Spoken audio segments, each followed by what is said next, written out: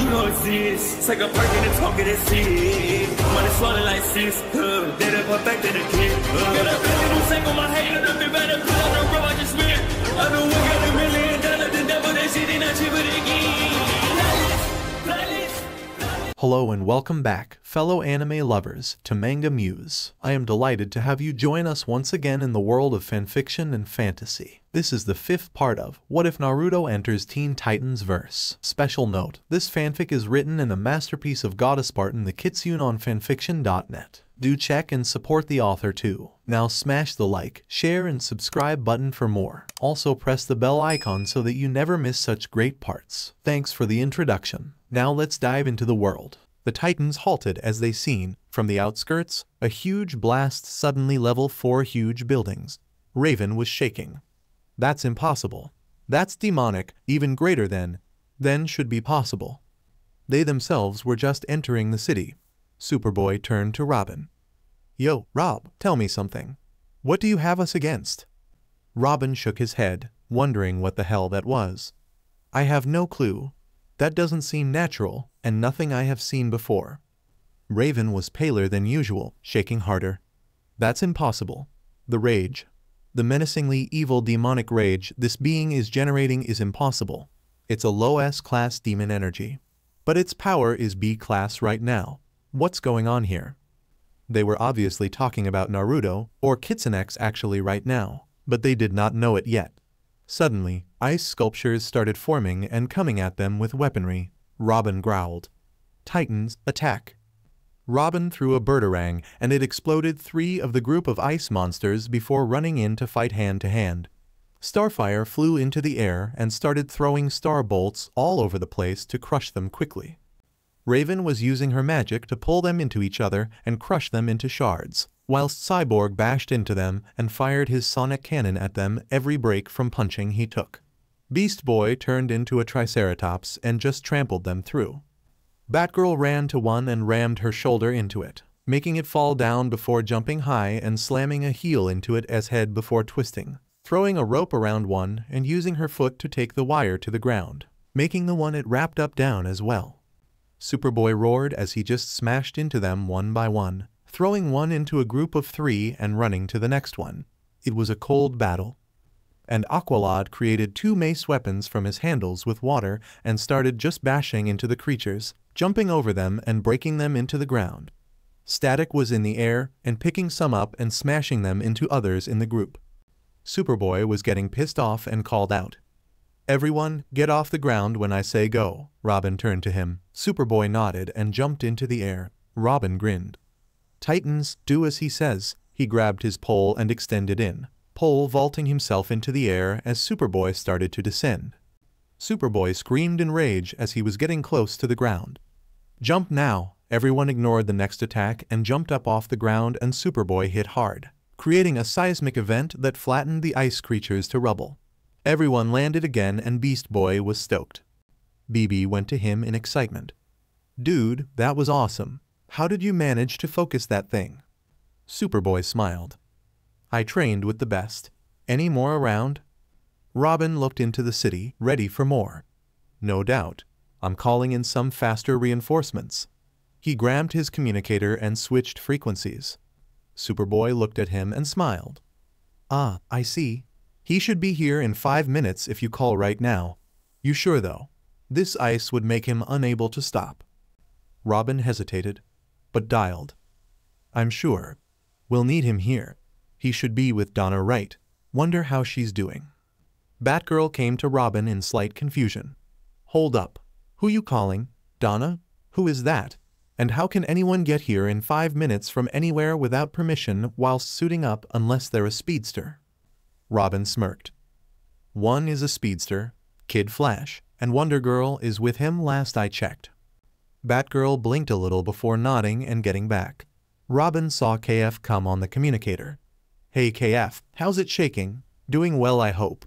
Hey, is WG with you? KF grinned. Oh, hey Rob, yeah, I'm alright. Donna's around town somewhere, I was cleaning up a robbery. So, what you need? Robin nodded. That's good to hear. Listen, we got trouble here. We're up against the Ice 5. They just came to Jump City and froze the place. Think you can give us a hand and bring Wonder Girl with you? KF hummed in thought.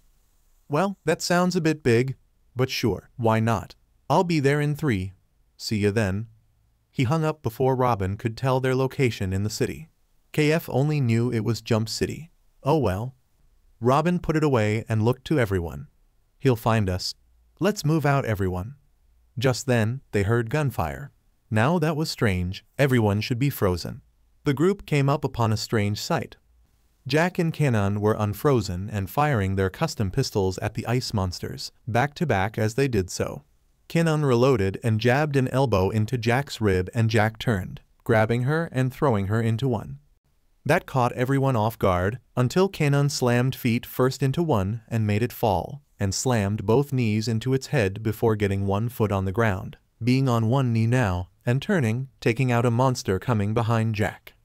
Jack popped of 3 rounds to the knee of one and made it fall to a knee before kicking the other leg from under it and grabbing what he could to throw it into the ground and into pieces. Then he reloaded and looked to see the newcomers.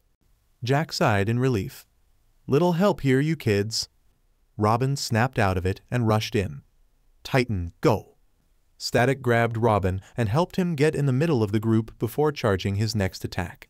Superboy bulldozed into a big group behind Kanon to help her out, making damn sure not to get in her way. Starfire bullied through a few before flying up and zapping a few with her eye bolts and going down, crashing into a good few more. The Titans mopped them up in no time flat, and no more came in to ambush them. Robin went to Jack. Officer Marley, Officer K. Kanon's public name after she gone into protection services. Jack counted his fingers and Kanon produced 2 cigarettes. Jack took one and lit it up. Hey kids, got anything to say about this mess? Batgirl stepped forward. One of Gotham's Rouges came here, brought his 4 ice villain friends with him, and we couldn't stop them in time. How are you not frozen? Kanon looked to the frozen squad car near them, with 2 broken doors. Turns out, being inside a room of some sort blocks you from total freezing. There should be a good half of the city's citizens unfrozen, at least. Robin hummed. This must be a new machine he is trying. Okay then. Starfire, Static, Raven, you go help evacuations. We'll handle the monsters and getting to Freeze and his team. Robin picked them for good reason. Raven's magic would help heat things up a little, but also teleport others out of the city. Static and Starfire could help free ice blocks or unfreeze people and windows or cars to help those trapped or frozen to safety. It was a decent plan, but he knew he was weakening the final strike by doing this. He just hoped something would help them get an edge with this when the time came. With Naruto. Rasengan, Chidori, Tailed Beast Bomb. Naruto huffed at the pile of ash all around him, 7 tails of chakra flowing behind him, his cape ripped to shreds. Fuck this. I killed 1,000 in an hour, and they still keep coming. What the fuck is going on? Ugh. Suddenly he seen something moving at him, and fast, and slammed into him and forced him into a wall. Naruto growled and grabbed the rouge speeding object and noticed it to be a young man, red hair, in a yellow suit. He groaned. Great, another thing I can't kill. What the hell is the big idea ramming me at 70 miles per hour? Better yet, how the fuck can you run that fast? You don't look like the Flash to me. KF groaned and stepped back. Name's Kid Flash, his partner. Sorry, was coming from Central. Heard Robin was in trouble. Who are you, his teammate? Naruto chuckled lightly. Not quite. You could say me and him have our differences, but as of right now, me and him should be considering a truce. No doubt the Titans are moving about somewhere, but I hope they don't get in my way. KF nodded. Alright, so, where's Robin? Need to get to him fast. I didn't ask his general location in the city before I hung up and ran over. Naruto hummed in thought.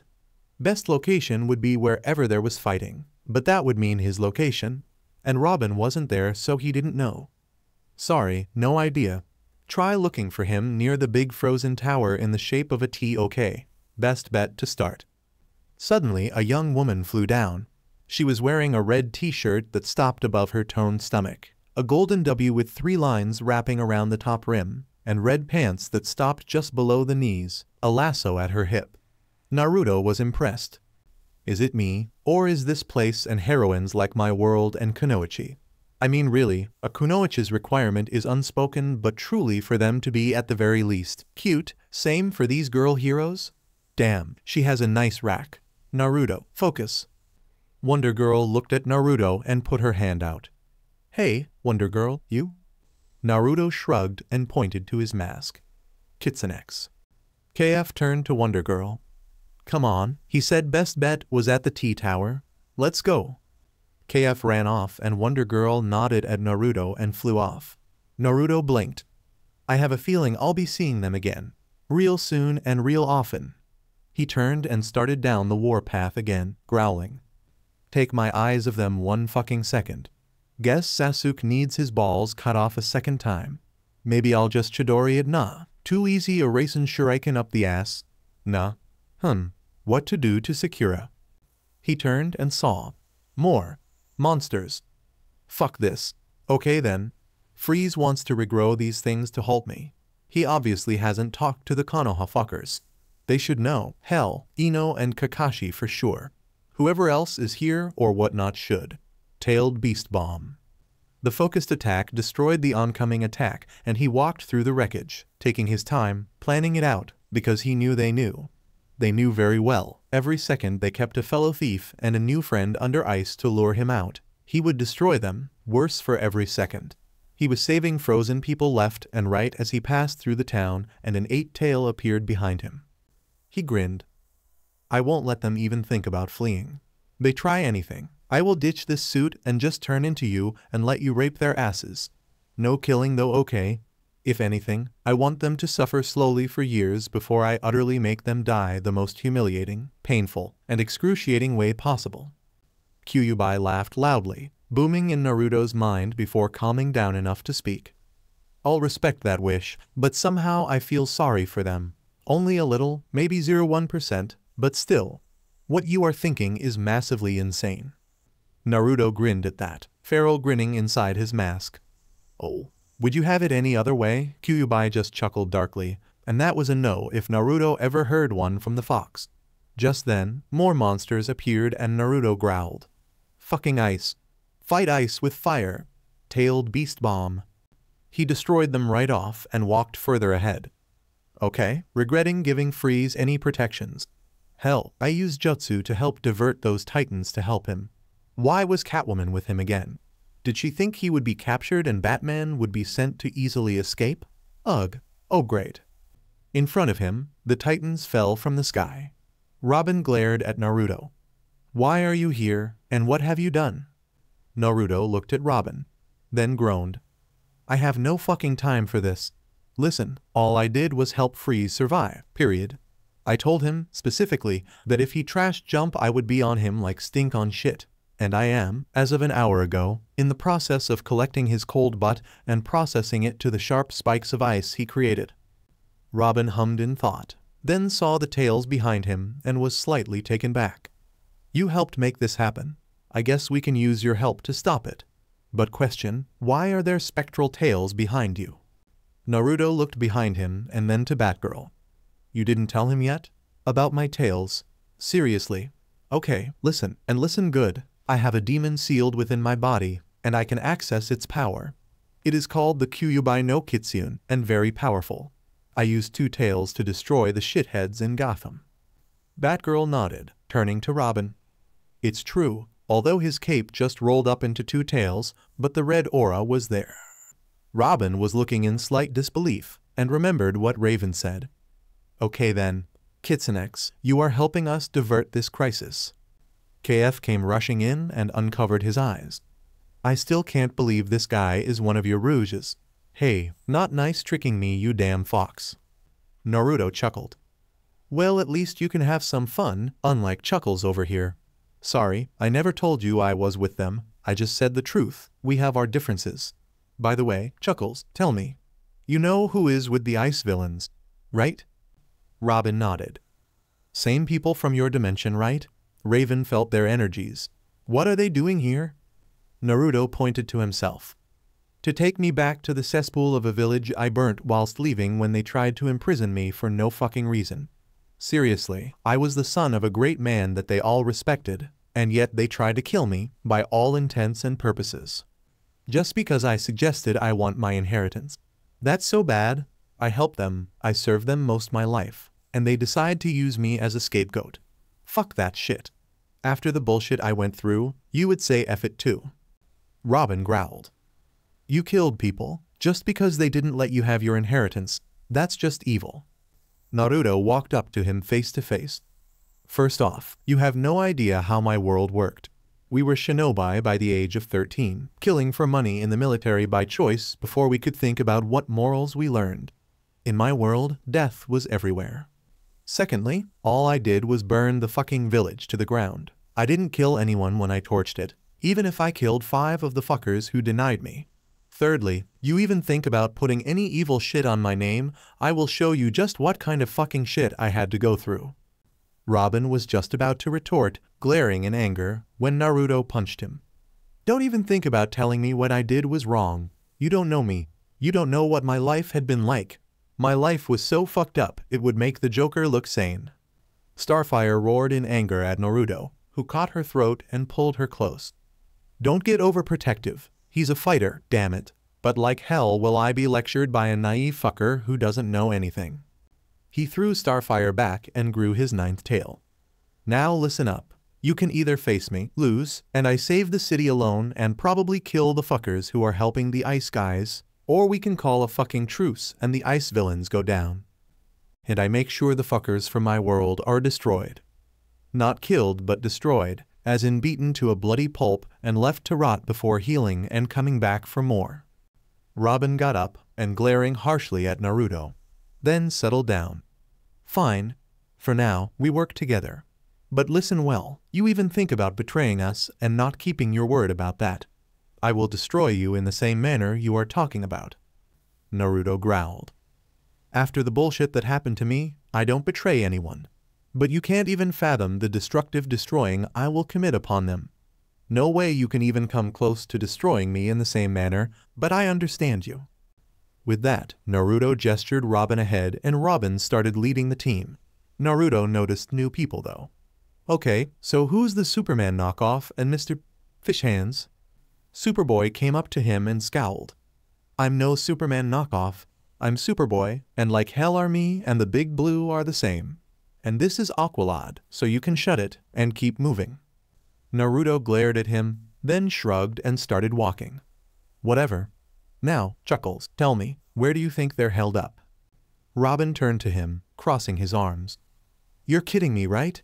Raven is off saving the people stuck in this mess, and even then she can't sense their location until we're closer to them anyway. How about you? You should know your old friends.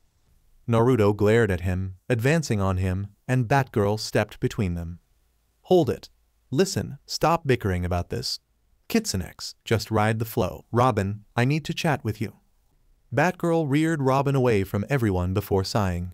Listen, Kitsune is powerful. I know you're skilled, trust me, but he took Batman down. Besides, that massive blast, it was probably him, so bad idea getting on his bad side, he seems pissed already. Let's just go along with it and hope we find a shot. Robin looked to Batgirl, just looking in thought, before sighing heavily and nodding. Sure. I don't like it, but better to bring in some help with this. Still, I wish we could end this and save the rest of the people in the city. They got back to the team, but that was shortly the easiest part of the next 5 minutes. Suddenly, large sculptures appeared from the sky and landed around them. Kalger groaned. Not good. Killer Frost is trying to destroy us this time. She'll be getting more difficult monsters from now on. Naruto stepped forward of them. She wants more difficult, she'll need about 1 trillion times tougher opponent from me. Rasengan, Rasengan, Rasengan, tailed beast bomb, like he said. He put 3 Rasengans into one each and blasted a whole horde after them with a horrifying blast that shook the earth. The team were now scared shitless. Naruto turned to them. Just a reminder to never piss me the F off. You can be serious, you can fight me, you can arrest me, even I wouldn't give a fuck and just go with the flow. But you piss me off, hurt my friends. Try to kill them, or disregard my warnings when I only just met you. You better believe I'll get my pound of flesh in return. I'm coming for you, Freeze, And your 4 friends too. Not to mention you bitches from Konoha. Do you fucking hear me? I am coming for you. Oh. They heard him. With the Konoha ninja and the Frost 5. Frost cursed, seeing as her brilliant defenses were being torn apart like they were nothing. She started creating bigger, stronger, denser ice monsters. Who the hell thinks it's a good idea to fuck with my monsters? I'll show them. Kakashi chuckled. If Naruto is taking them out, I suggest stopping right now. Nothing you can make will even dent his stamina. Just let him come for us, it'll be fine. Do you effing hear me? I am coming for you. Kakashi was a statue himself. Then he sweat dropped and got up. Ino heard it as well, and was tugging at her hair. So dead, so dead, so dead, so fucking dead, so royally dead. We'll be chunks, no atoms, no weight, single-celled amoebas. Oh, who cares? We'll be nothing, absolutely nothing. We're so dead. We should just make our coffins right now. Temari was shaking a little. I seen him at 4 Tails before when taking out a mansion of Rain Ninja, and that was scary, but this is 9 Tails. And what he did to Konoha when I finally got there, that was nuts. No way we're going to live tonight. Hinata was passive, but paler than usual. Naruto's really pissed. I only seen him this pissed once, and it nearly killed father. Oh, she remembered that night. Hayashi put a seal on Naruto's forehead one night, and attempted to control the boy to submit him under Hyuga rule. And that pissed Naruto right the fuck off. He broke the seal, and Ten Hyuga tried to forever seal his chakra coils, but that just pissed him off more. He destroyed the Hyuga mansion, leaving everyone alive, and left completely intact. Although, Naruto had cut Hayashi's eyes out and destroyed them before smashing Hayashi through concrete walls and bleeding to where he had to take him to Tsunade to heal. Hinata wished her father didn't take another Hyuga's eyes in order to get back at Naruto. Neji also knew that day, and tried to forget it else he have nightmares all his life. Hell, he even saw Naruto castrate the members of the Council of Hyuga and make them eat dirt until they puked blood. They nearly died, but Tsunade healed them. It was pretty crazy. Sasuke and Sakura were, well, ignoring everything until the time came for them to fight. Doing nothing, and just getting angry Naruto was making them wait. Lee was pissing his pants in fear, hoping Naruto would forgive them somehow. Kakashi was looking at the frozen Catwoman and was sweating profusely. He remembered what Naruto did to him, and he knew why. Him being smashed around like that was because he had abandoned him. Flashback, 5 months before Naruto torched the village. Kakashi and Naruto were sneaking around Iwa for any information regarding them being hostile to Konoha's forces in Kiri. Kiri and Konoha had since been friends and kept in touch, sharing forces from time to time. Kakashi told Naruto to go to the border and Kakashi would meet him in Kiri in 3 days, and Kakashi, after about a day, went to Kumo in order to figure when they would mobilize against Suna. It was about 4 days in Kumo before he saw Naruto come back, bloody, broken, and rasping breaths. Kakashi was shocked and went to him. Naruto, what happened to you? How did this happen? Shut your mouth or I will rip your head through your ass and use your spine to castrate you and blow your Sharingan eye into nothing. You left me for dead in Iwa. Give me one reason not to kill you right now, you traitorous piece of shit. The next 5 days, Kakashi was watching his nuts. Kakashi was distracted by girls in hot springs, abandoned him in Kumo, fucked Tsunami back in Nami no Kuni wave country, whilst Naruto was visiting Tazuna and Inari and had forced Naruto to leave that night. End flashback. Yeah, Naruto took it in stride that day, and he should have killed Kakashi, or at least do worse than bash his head in, but he didn't, and the only reason was Kakashi had taught him a lot more jutsu and saved his life the month after. Saving Naruto from dying by Iwa's forces who sent after Naruto, and Naruto was still in recovery after Sakura almost killed him by severing his spine at the base and put him into a coma for even attempting to punch Sasuke, who tried to kill Naruto with his Sharingan eyes Amaterasu. He was thinking of trying to thaw Catwoman and take her somewhere else and then return and beg Naruto for forgiveness. True, he thought he and the team could subdue a well-mannered and cool-headed Naruto. But a pissed the fuck off, 9-tailed powered Naruto who could rip this planet apart in a second. Kakashi knew better than that. He sighed and sat down. He had to make sure he had something to keep Naruto off his ass. otherwise he was dead instantly. He looked to Catwoman again, and thought to talk. Hell, it would help calm his nerves. Hey, sorry we froze you, but we're just trying to get a friend back. Don't take it personally, and I want you to know as soon as everything is fine, and we have this friend of ours, you are free to steal once more. With Naruto and the Titans. Robin was calculating his chances on taking Naruto down. Not good. He would seek out Naruto in his civvies because that was the Naruto he actually knew on a friendly level and get more training to take the costumed man in front of him down. Naruto felt the glaring eyes upon him and turned. Yo, Chuckles, as much as I enjoy the fact you want to beat me someday, I think you should focus on the task at hand, beating the ice villains. Robin narrowed his eyes and looked forward. I'm multitasking. I'm thinking I know a good place for them to try and set up shop. Cyborg came in on that. Wait, you figured it out? Come on then, spill the beans, Robin. We need to hurry this up or my circuits will freeze up. Robin activated the communicator and pulled up a map. If I'm right, a good place to start looking would be near Star Labs. Has all the gear to pull a city-wide anything in a matter of minutes. Naruto knew that place in and out. It had the perfect top point and security of the city in its wake. He bet they were there. He started towards it when a new bigger monster appeared in the street. It looked like a big fucking diamond with how dense it was. Well, this one is pretty big and tall.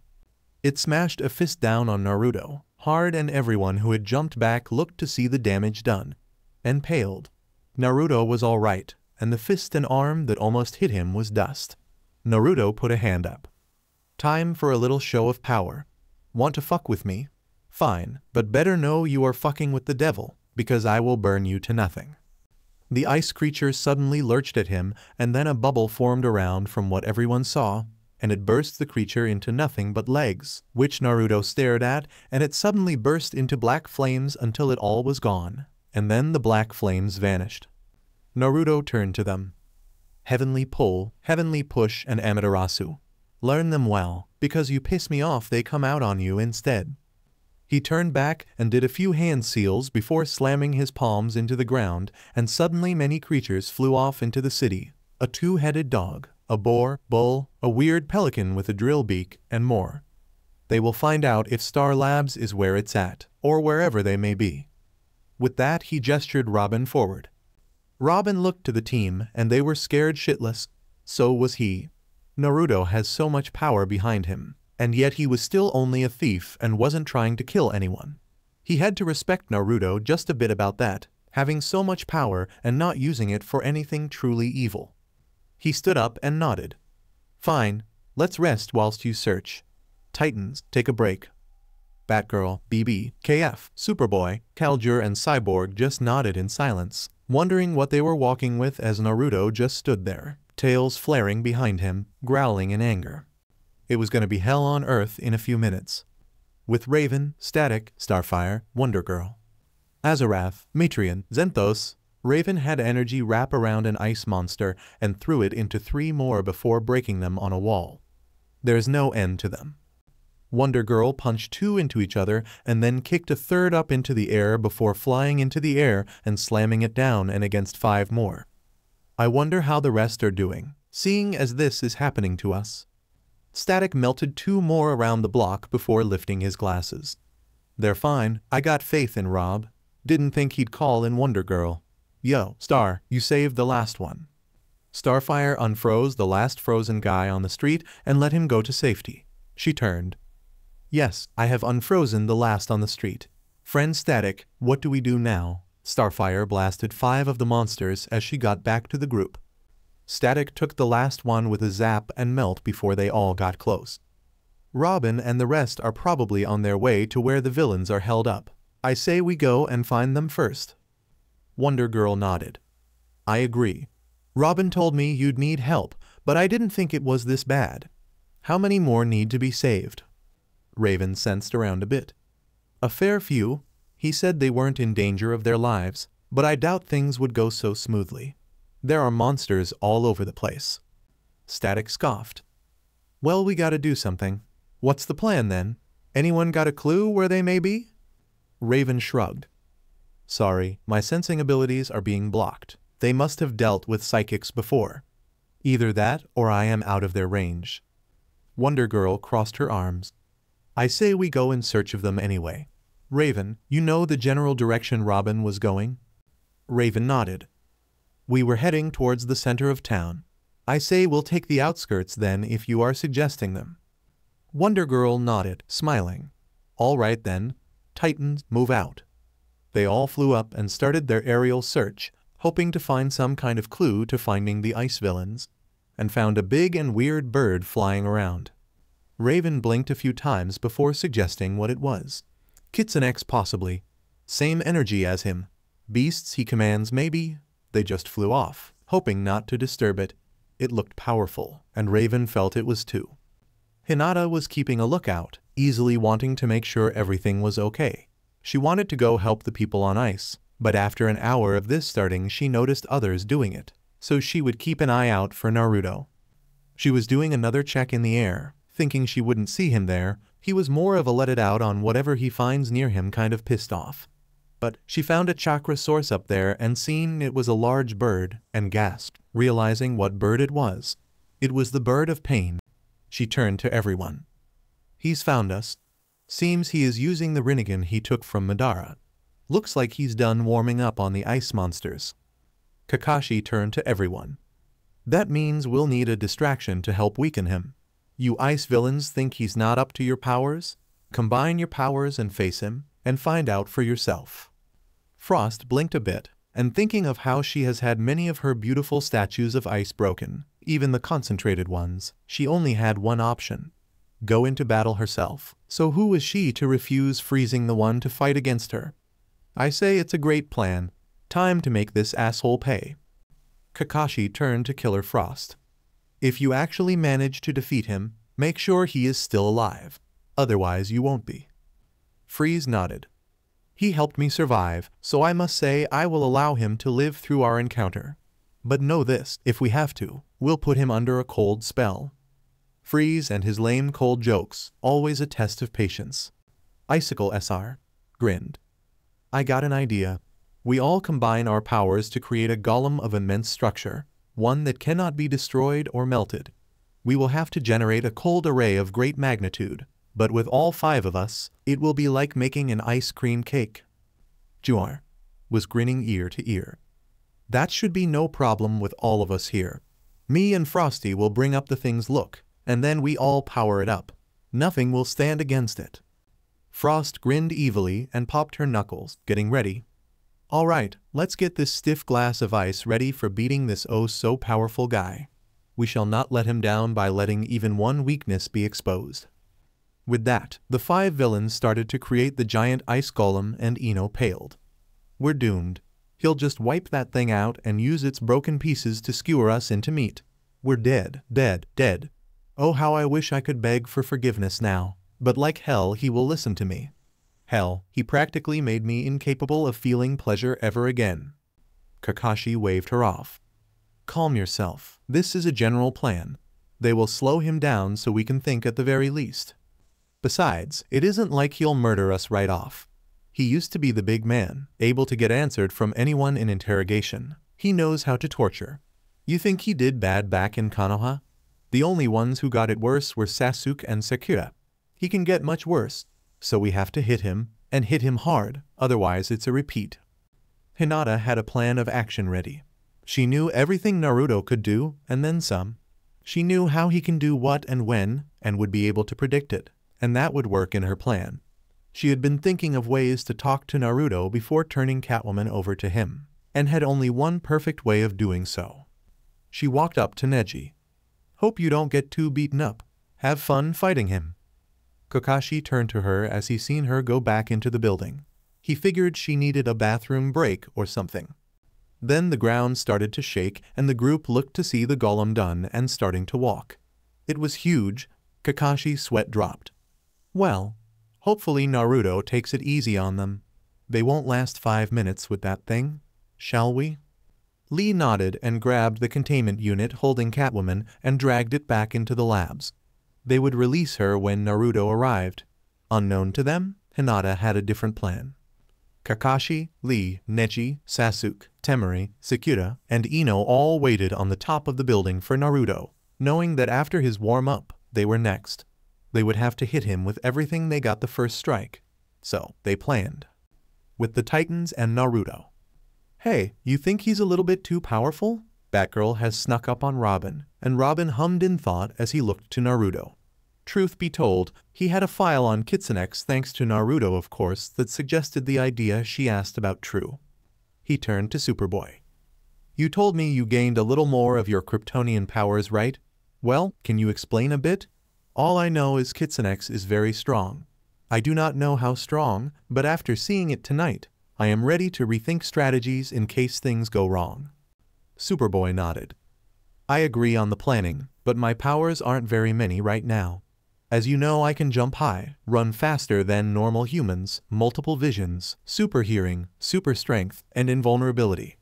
I actually just gained, before arriving, super breath, but it won't do much good against him, especially since it's already icy out here. KF smirked. Hey, with the amount of power we got, I doubt anything he can do will be nothing. Apparently, he didn't get the memo. Oh right, he was too fast getting here to let Robin finish his sentences. Kalger frowned. I would not be so sure. Robin showed us a tape of his power he had. Turns out he is able to control the wind and lightning generates off him if he wishes it. Cyborg sighed heavily.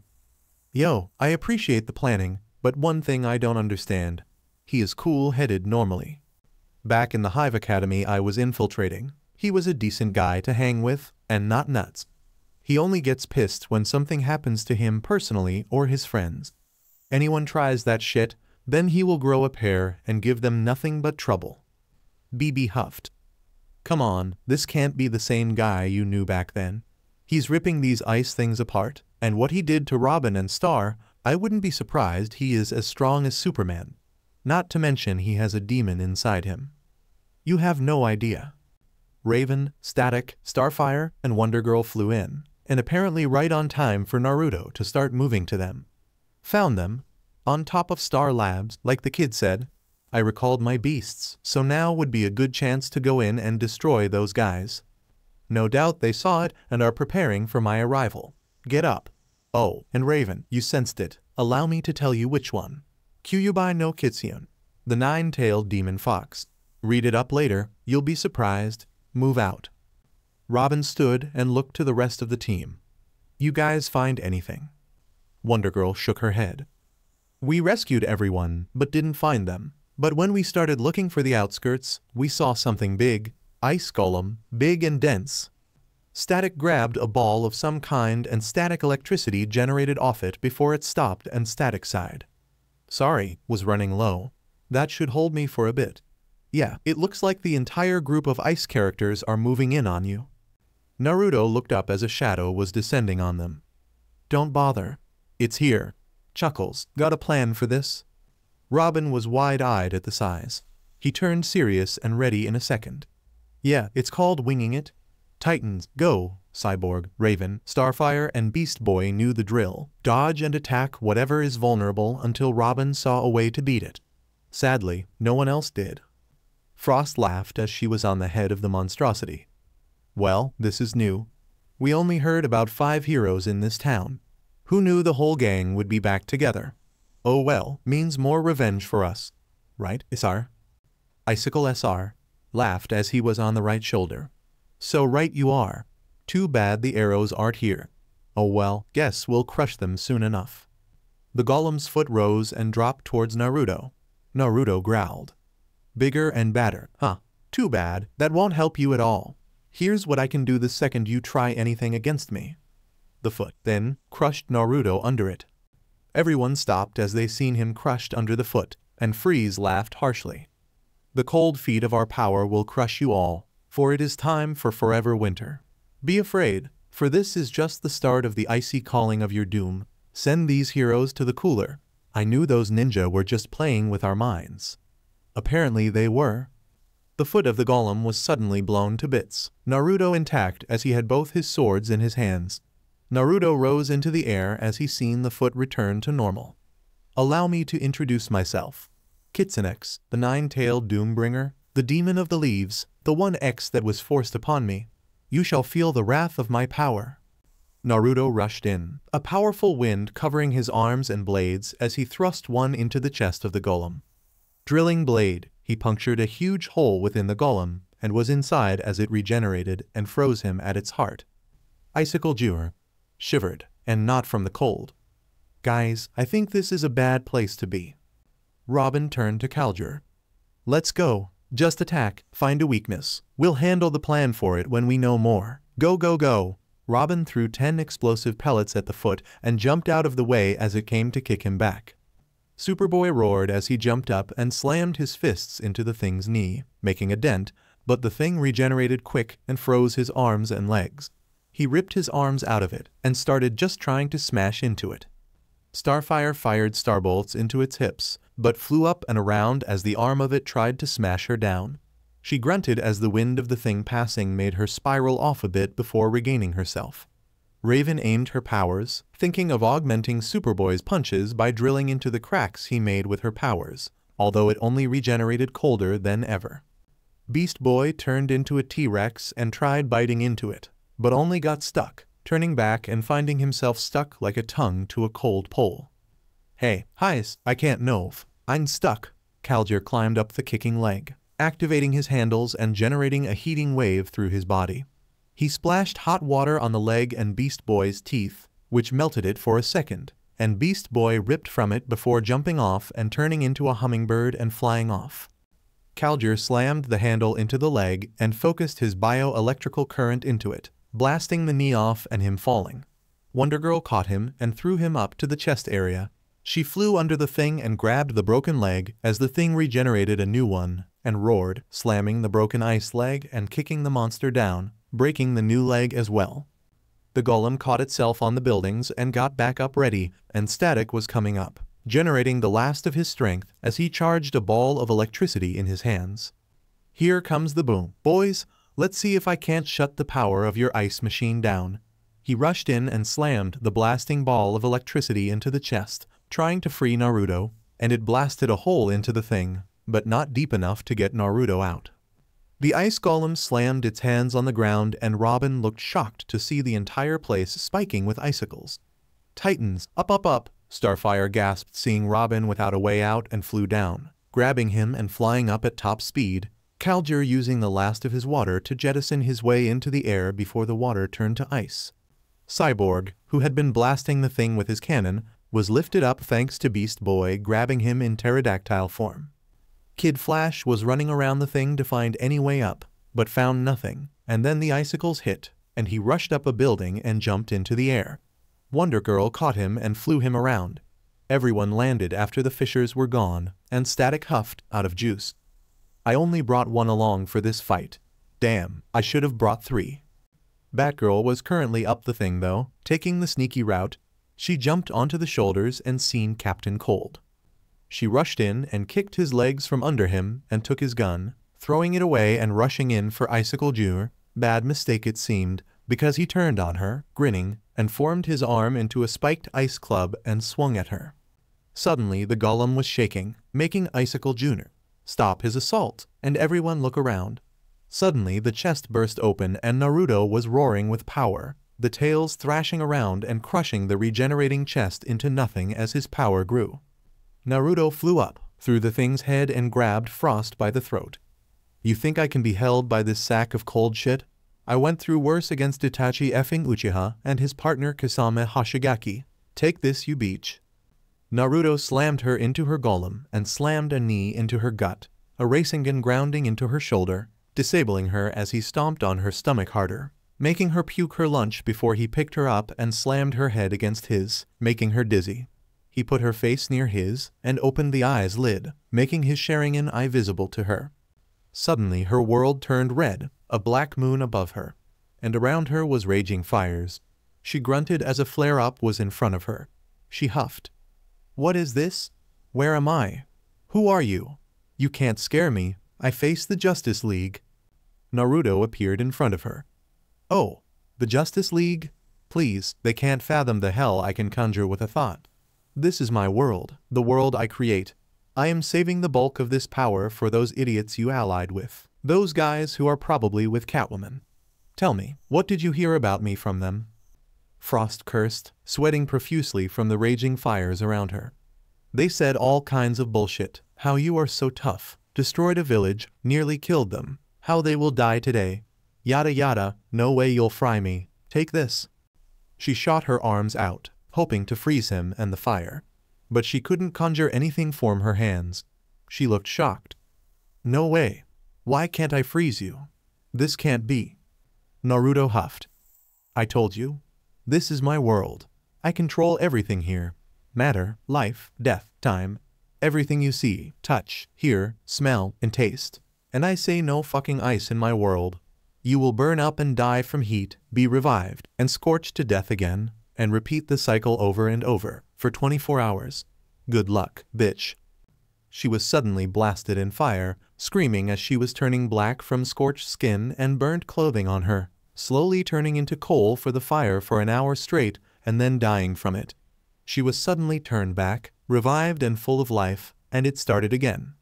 It went on for a full 24 hours in that world, as Naruto performed Tsukiyomi, and it was only a second in the real world. She suddenly screamed and blacked out before Naruto got up, throwing her over the side and rose a hand up. You ice fuckers should get away now.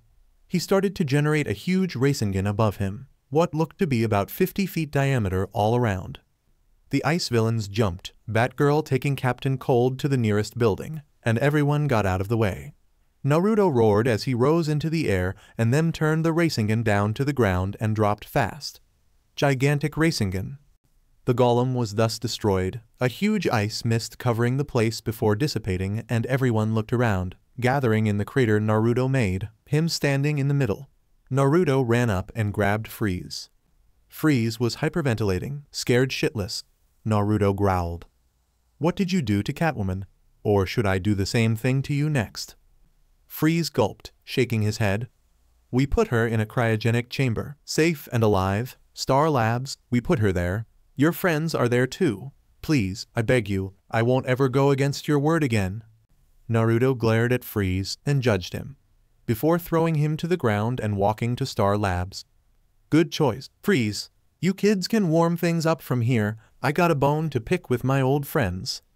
Robin turned to everyone, seeing the ice villains that weren't hit turn themselves into them.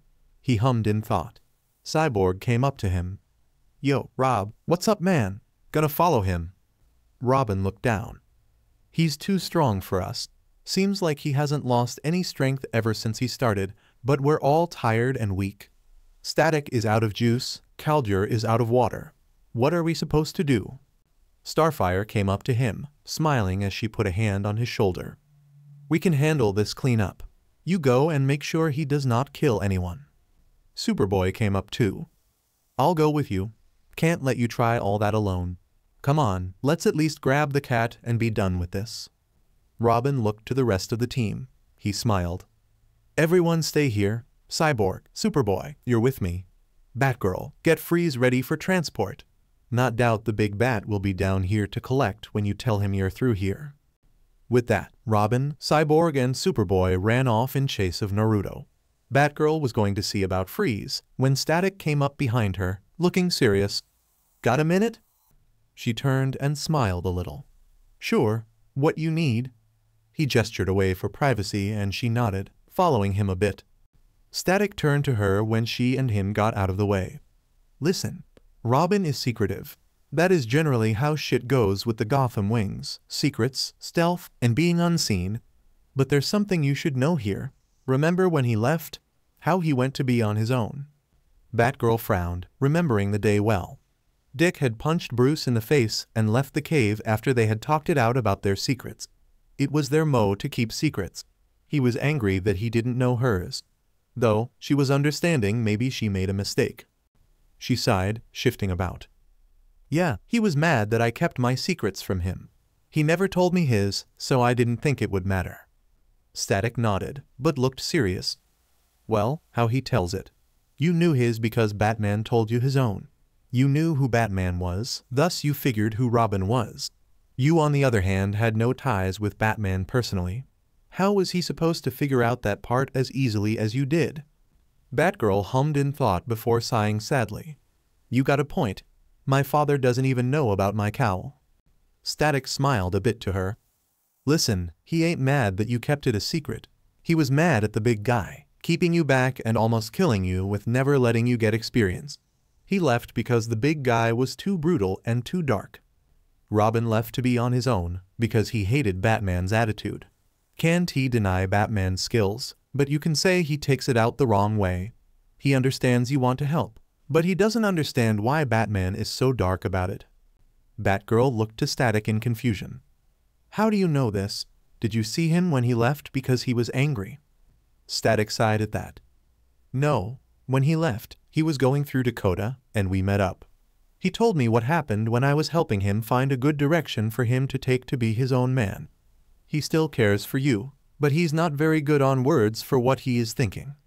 Static smiled as she looked down. He was thinking of just stop being a hero altogether if Batman kept the ideas on him. But he wants to help people and keep fighting for the good of mankind the way he thinks it should be done. So he is here with the Titans now, so I guess he still thinks that way. Batgirl smiled sadly. I see. Guess I never really understood what he was going through because I was too busy thinking I was doing well under Batman. I hope he keeps doing well on his own. With that, the two started getting the villains ready for the police. Naruto flew up the Stars building and landed on the edge as he glared in front of him, and in front of him was an ambush. Or was it? Sasuke had two Chidoris aimed for his head, Sakura a glowing fist ready to uppercut his balls, and Kakashi coming from up high with a Reikiri of his own. And Lee had teleported behind him using 5 of the 8 gates, and Ino was ready to mind rape him. He saw though she wouldn't, knowing full well what she would get if she tried. He turned left and walked up a step, and everyone slammed into each other instead, blasting them all around as he turned back. He walked up a step and growled. That the best you got, you fucking losers? Please, I seen better from Madara. Now, where is she? Sasuke got up, sharing and flaring. You don't give the demands here. I may be forced to keep you alive, but that doesn't mean I can't bring you down, Amaterasu. Naruto was hit by black flames, and Sasuke grinned wildly. Naruto, however, was not affected. The Kyuubi cloak absorbed the flame's power, and Naruto popped his neck by simply turning it to the side. Thanks for the therapeutic heat treatment. I was feeling stiff, probably after fighting all this ice. I hate ice. Oh well, time for you to feel the burn. Naruto's eye lens uncovered again, and suddenly Sasuke's eye was burst into black flames, and he fell to the ground screaming. Sakura roared at him. Don't hurt Sasuke-kun. He's better than you in every way. You should bow to him and beg for forgiveness. Naruto grabbed her throat and forced his head into hers before staring into her eyes. Beach, let me show you whom should be begging whom for forgiveness. And with that, she gasped, looking into his sharing an eye. Bad idea. Sakura was suddenly in a red world with a black moon. Sakura huffed. Coward, using genjutsu against me? You can never truly beat me. You always lost when we fought. This won't do anything to me. Naruto chuckled as he shone up in front of her, and suddenly she was put up on a cross. You want to know why you punched me and I would be on the ground? Because I didn't want to fight you. I loved you. I can't fathom why I even felt that way about a banshee whore who would do anything for the dick of a traitorous, homosexual, brother-obsessed, Azul. Naruto slammed a fist into her chest, making her fly back 100 yards before she was on yet another cross. He walked up to her. Sakura grunted, looking at him with anger. You are just weak, and you could never pleasure me like Sasuke does. Naruto slammed yet another raging fist into her chest, making her fly back 1,000 yards before she stopped and was surrounded by Narutos. He scoffed. You think that, huh? Let me tell you something, queen of all there is to know. You never gave me a chance to even get a hard-on. Every time I had morning wood, you would smash me through my bed, through the floor, and down 2 stories in my apartment, every damn morning. Ever hear of morning wood before? It's a natural male occurrence when we need to piss in the morning. He kicked her in the stomach, the others slamming a fist to the chest, a knee to the face, a jab to the groin, just punishing her before stepping back. He growled louder. I would be walking down the hall, say hey beautiful, And you would do what? Kick me down the hallway and through the wall for suggesting we fug. How in the world does saying beautiful mean let's F? She was suddenly crushed under 10 massive Rasengans before lifted and thrown into the air. Naruto was above her. For every punch, every ounce of strength you used against me for the time you were with me, every single touch that suggested you want to kill me, I will deal to you tenfold before I stop using this genjutsu. And you will feel this for years to come. Naruto fired off a tailed beast bomb, killing Sakura in a burst of blood, gore, and flesh. Soon though, she reanimated and gasped back to life, being put on a cross again. She looked scared now. Around her, memories, his memories of her, the memories of what he did to Konoha, she was watching it all unfold. Naruto chuckled darkly. Suck it up, Beach, it's only been 10 minutes, and we are gonna be here for a good 10 days. Say your prayers and remember the fucking torture I give you today. Die a million times and feel my wrath. Feel free to be relieved that Sasuke will get his share. 5 days passed within the Tsukiyomi Naruto created. Sakura was pale, glazed eyes, as Naruto ripped her heart from her chest, crushing it with a Rasengan before reviving and healing her completely, making her gasp back to life. Sakura finally remembered everything. It seemed she suppressed all her emotions for Naruto and memories, and it was because Sasuke hypnotized her, mainly. But she was also defensive with her emotions because she didn't want to be hurt. After all the hurt Sasuke gave her early on. She gasped, rasping as Naruto twisted a fiery Amaterasu sword into her stomach, twisting and turning it around inside her as he went deeper with it. Try not to pass out. Beach, we're only halfway through this, we got a long way to go.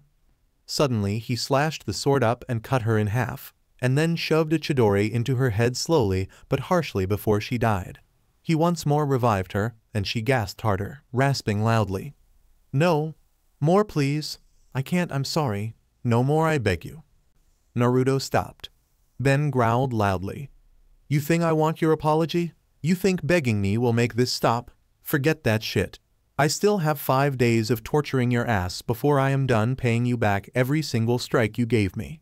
Then I can start giving it 10 more times before I finally kill you. Sakura kept begging, kept apologizing, but it fell on deaf ears as Naruto continued torturing her mind and body and spirit. She experienced so much pain and death that she felt nothing would ever save her from this torment, even if he ended the genjutsu. And just as the last 10 seconds were about to end the genjutsu, Naruto pulled her down from the cross and put her on her knees. He rose his sword, raging with all 5 elements and a Rasengan drill around it. She looked up, as tough as it was to do so in her condition, and watched as it came down and felt everything. Her body convulsing with shocks, killing her and shutting her heart down, fire burning her from the inside out, killing her with the disintegration of her body, water drowning her horribly and blowing her lungs and stomach up in steam. Wind slicing her body into many pieces all over the place, and lastly the earth grinding her body to dust, feeling everything as the Rasengan drill turned what ashes her body was into atoms and flying into the air, feeling everything as it killed her totally, and then, the genjutsu ended. Sakura fell lifeless to the ground, but still alive, as Naruto caught Lee's attack and broke his arm, throwing him over his shoulder and into the floor and stomping on his stomach, then ground a Rasengan into the side of his face before jumping up. He jumped for 2 reasons. One was Neji coming up to render his chakra useless for a few seconds, and the second to pull off his tailed beast bomb, blowing the side of the roof off and making Lee fly into Kakashi, who caught him, and Neji through the building, painfully trying to get back up. Naruto looked to what was left, turning off the Amaterasu on Sasuke, and seeing his mission a success on that part. Sasuke now no longer had a sharing an eye in that socket. He only had a single eye now, and he was gasping, horrified. Naruto saw Ino, scared shitless, and Temari was trying to figure what to do next, whilst Kakashi was gone. Sorry, but not this time, you fucking asshole. You never taught me anything useful, but I learned from you nonetheless. Kakashi rammed a Reikiri into Naruto's stomach from behind. Sorry, Naruto. But I had to. You needed to be stopped, and we need you alive. Forgive me. Not a fucking chance. Oh, and one thing here. Boom. Kakashi was suddenly blasted into the air at high force as the Naruto he struck just exploded with massive force. He was then caught by the real Naruto and thrown into the floor of the roof, and a Chidori rammed into his lung from behind. I got a good life now, but you wanna fuck with me? Fine, but just remember, I killed Madara, you have no chance. Naruto threw Kakashi to Temari and started stepping forward. That was when Robin and Superboy jumped in front of him, Cyborg flanking his back. Robin frowned. I thought you told me you wouldn't kill them. You told me you were not evil. Well, what do you call this? Naruto growled, punching Robin in the face and throwing Superboy to the ground. He stomped on Superboy's chest and put a kunai to Robin's throat. You two sit your $5 asses down before I make change. They will live, I give you my word, but like hell they won't get a few strikes for their bullshit. They were the ones to sick the damn ice guys on us. So stay right there, or I will raise this building to the ground so fast you will blink and miss it. He stood back up and stepped forward to Temari and Ino, and then Neji came back up and through the floor, using his rotation to blast Naruto off. Naruto used his hand to cut the rotation, waiting for Neji to stop. Neji looked horrified as Naruto caught him with his 9 tails, and then stabbed his sword into Neji's side and cutting outward, giving a gash into Neji before throwing him through the floor again. He stepped further up to the last remaining fighters, and grabbed them both by the collars. They were so scared they couldn't move. Naruto ground a Rasengan into the sides of their faces, making their faces collide together in the middle and then fall unconscious, Naruto stepping on them as he walked forward. He had only one more threat left, and would see her. Naruto went inside and saw Hinata with Catwoman. Hinata pressed her hand to the glass. Hold it, Naruto-kun, or I will shatter her. Naruto stopped. He assessed the situation. She had her back turned to him, meaning no Tsukiyomi treatment. She could sense chakra flare-ups, so any jutsu was out of the question, and he was far enough away for her to notice any move against her, and she knew him very well, and had his kunai placed beside him on the ground before he arrived. Hinata sighed sadly. I only wish to talk. Hear me out and you can have her. I will not fight you. I will not kill her without reason. All I want is for you to listen. Will you allow me this? Naruto hummed in thought. Hinata was always nice to him. Hinata never fooled around. She even hated Sakura enough to nearly paralyze Sakura for life after all the bullshit Sakura did to him. All in all, Hinata deserved no torture, and was only following orders, so he couldn't hold it against her. He nodded, knowing she would see him do so. Hinata sighed heavily. I know what they all did to you. I know how I was before. I was weak, I had no backbone.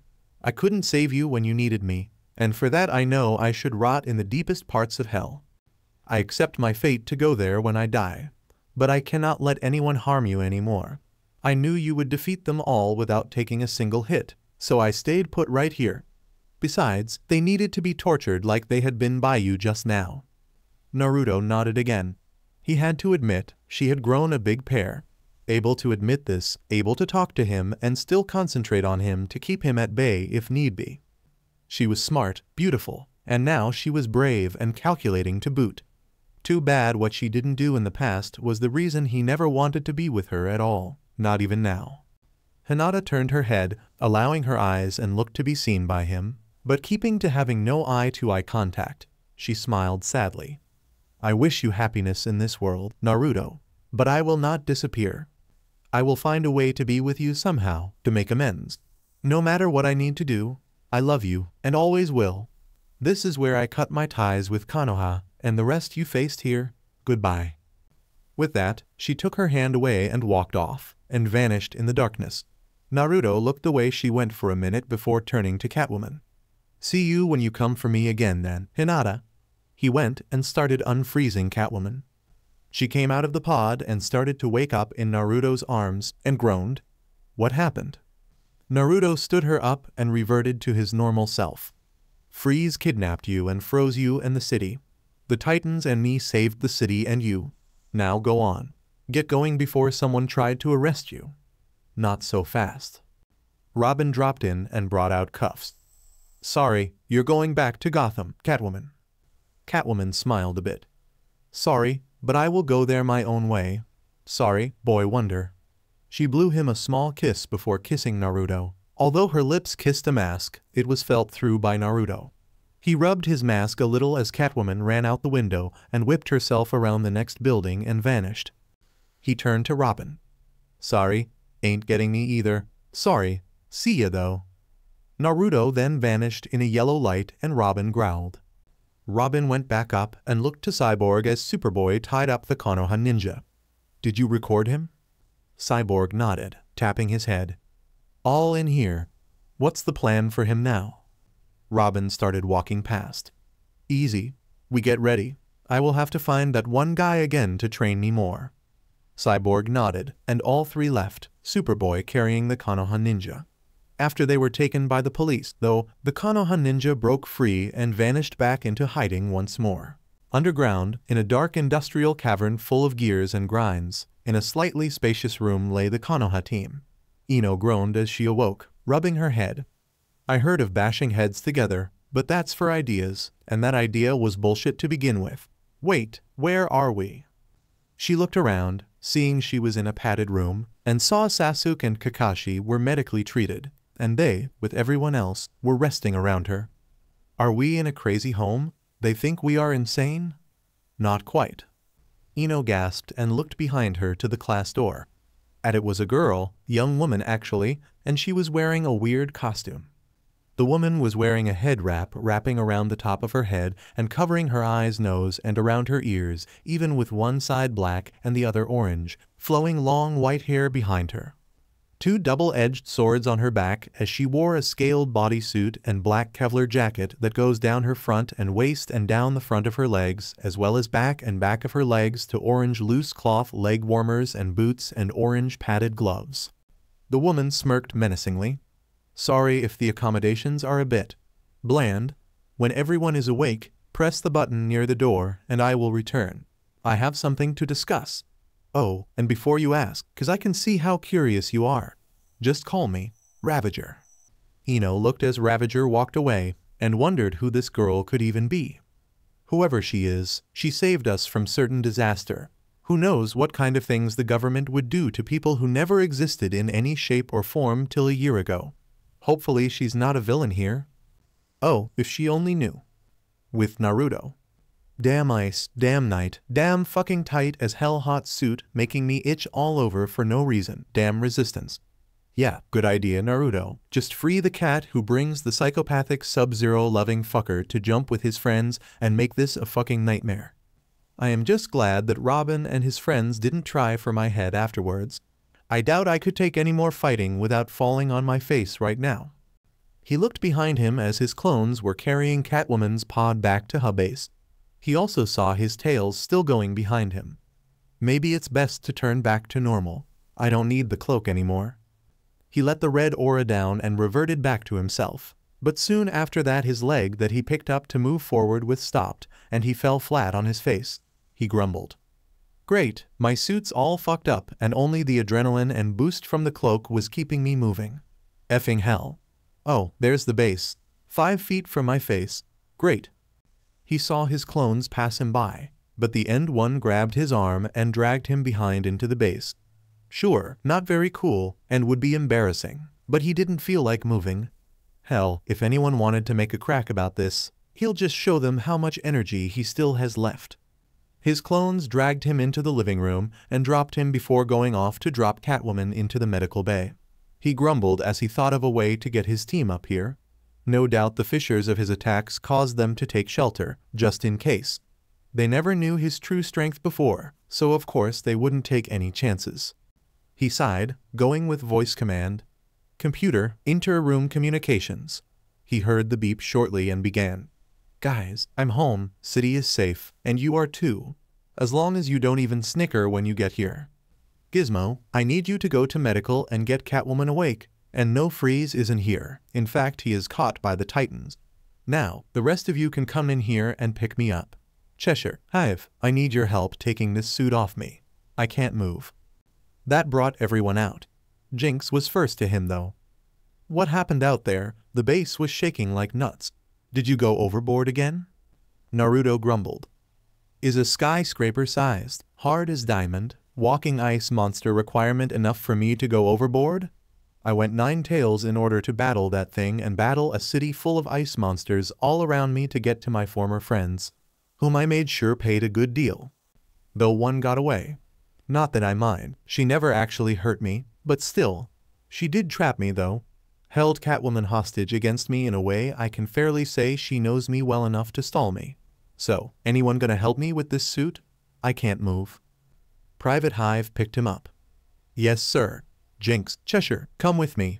Shigo went with Gizmo to help with the pod, and Kid teleported out to see what's up, sir, so I hope you don't mind. Naruto sighed. I do not. Still, I would rather have this suit of in a few seconds, not a few minutes. Jinx knocked on his helmet. Well, you just gotta deal with it for now, and you ain't going to get your suit off till you promise to explain to me what happened out there. Naruto grumbled. Trust me, I need Gizmo's research into everything I have seen tonight. Trust me when I say, what happened tonight is just the beginning, and we will need to be prepared for the worst. First, get Catwoman off ice, and me out of this fucking suit. They took him to his room and Cheshire whipped out her sai, and stabbed into the power core of the belt and ripped it off him, and so did the coating of the suit. What happened to this thing? Looks like it melted. Naruto groaned as he looked at himself a bit. Wouldn't be surprised. The suit was designed for, at the least, 2, maybe 3, tails of the Kyuubi's chakra flowing through it. I pumped all 9, so I wouldn't be surprised if this suit is one big smelt block of steel by now. Private Hive and Jinx tried to rip the gloves off him, and managed to do so, whilst also taking his normal gloves, which were ruined now, off as well. The boots came off easily enough. Naruto had easy on boots underneath, and that had been a good thing. Cheshire grabbed the back of the helmet and started turning the gears to combination before it opened up enough for her to slide from his head. Naruto sighed, his head sweating and his hair matted somewhat down, but somehow defying gravity and all reason by staying slightly up and all spiky. Naruto groaned as he undid the suit's controls and slid from it, huffing as his skin was slightly red. Jinx looked at the suit's internals and whistled. It was an ice age out there, right?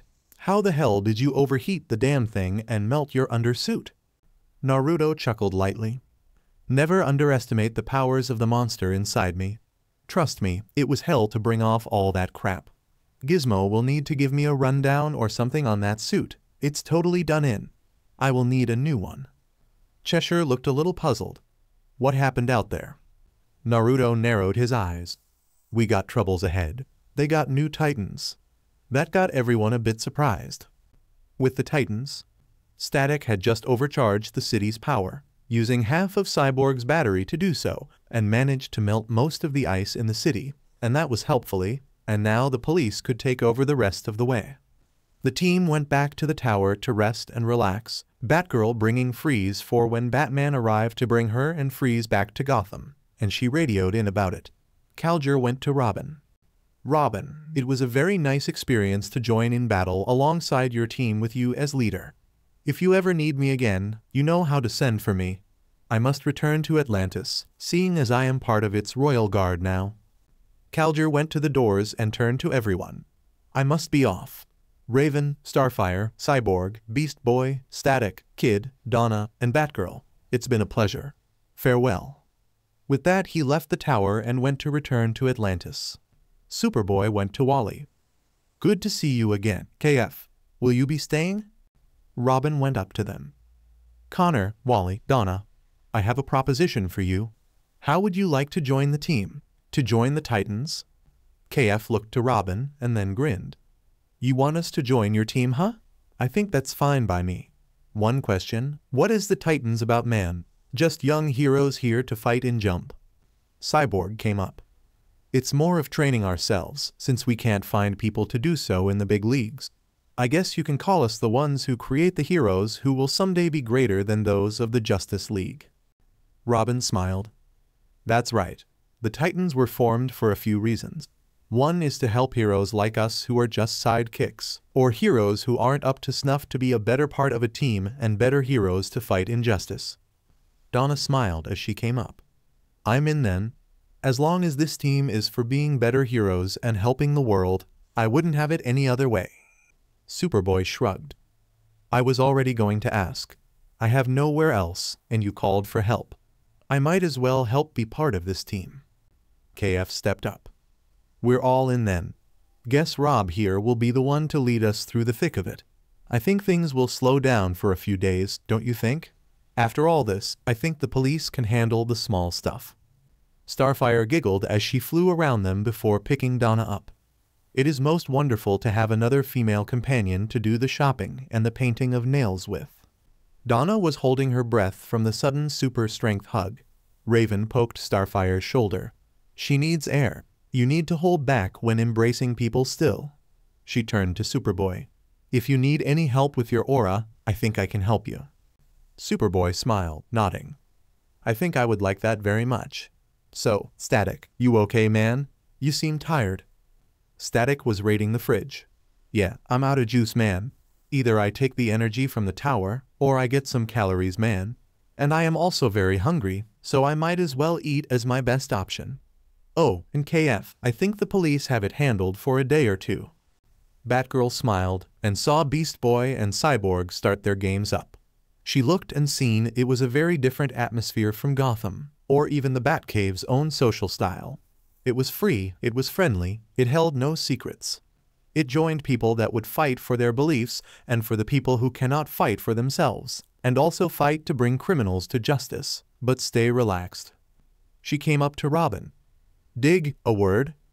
Robin turned to her in confusion but nodded, telling the guys he would be right back, and the two of them went to the hallway.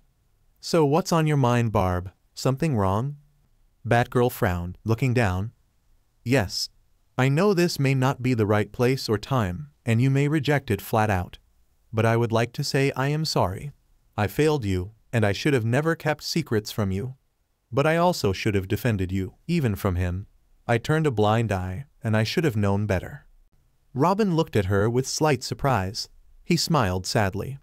I have, for lack of a better term, broken all ties from Batman that I know I have. He trained me, he helped me grow, he allowed me to bring justice to my family. I empathize with him, I really do, but how he did things, that's not me, and I never could be him. He would either keep me back or expect me to do better than him. But I can't if I am unable to have the chance. I don't blame you at all. I blame him. Batgirl smiled a little at that, mostly in relief. I guess I should have guessed that. Still, I wanted you to know I am sorry for not backing you up. I am sorry if you felt I betrayed you, but I never meant to. Robin nodded, sighing. I understand, but no, I never blamed you for the betrayal I felt from you, but I blame him for almost forcing you to do so. It was mostly him, and I will have to cut all ties by the time I finally feel free of his manipulation of my life. Batgirl nodded. There's only one left now. Your mask. And that is the second reason I came here for. The two looked as Batman came from the shadows of the hallway. Robin scowled. Come on in. Don't mind the surprising us, I wasn't. Robin walked back into the main room. Everyone, Batman is here. If you want to go at him, now's your time. Everyone turned to see Batman come in. Batman narrowed his vision at the group in the room. So, you built a ragtag team of heroes? Feeling insecure? Can't do all you can to stop criminals by yourself? Starfire looked at Batman with horror. His attitude was horrendous to Robin. Robin can do much on his own, but he knows that we as a team can do much more to help than him alone. Batman narrowed his eyes at her. That's his choice then. But because he won't protect Gotham with me, then he will have to give up the name of Robin. That is also his choice. Either protect Gotham alongside me, or remove the name of Robin and go his own path. Batgirl turned to Batman in shock. She never expected Dig to have to remove the mantle of Robin, since he himself created the mantle via his nickname when he was with the circus and his parents before they died. Robin stopped in his tracks.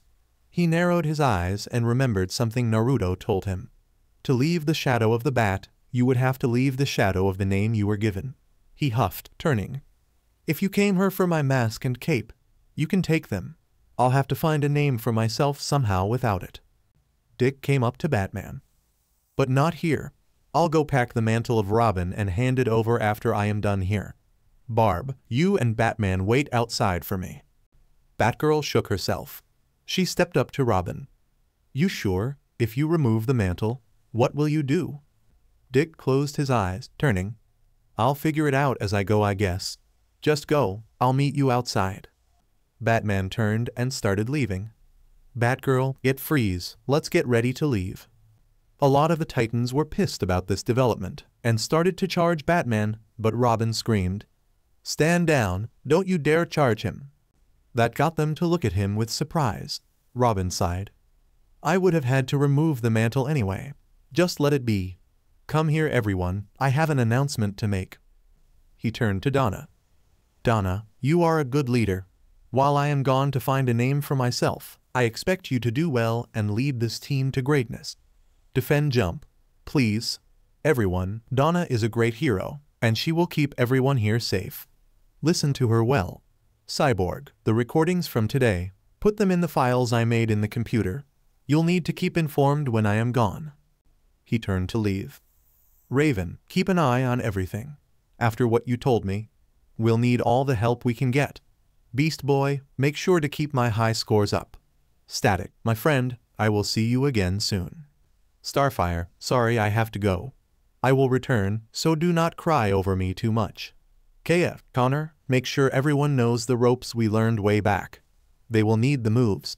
Everyone, I lay the title of Leader of the Titans to Donna, Wonder Girl, and from now till I get back, please, do your best. He went to go get changed to his civvies and load the Robin gear he still had so he could return it to Bruce. He would be gone for a good while. As he was packing the gear for Robin, Starfire came into the room behind him. Robin, I do not understand. Why must you leave? Robin sighed as he looked at his oldest uniform, the first one he ever wore as Robin when he went to bring justice to those who killed his parents. Because, he was right.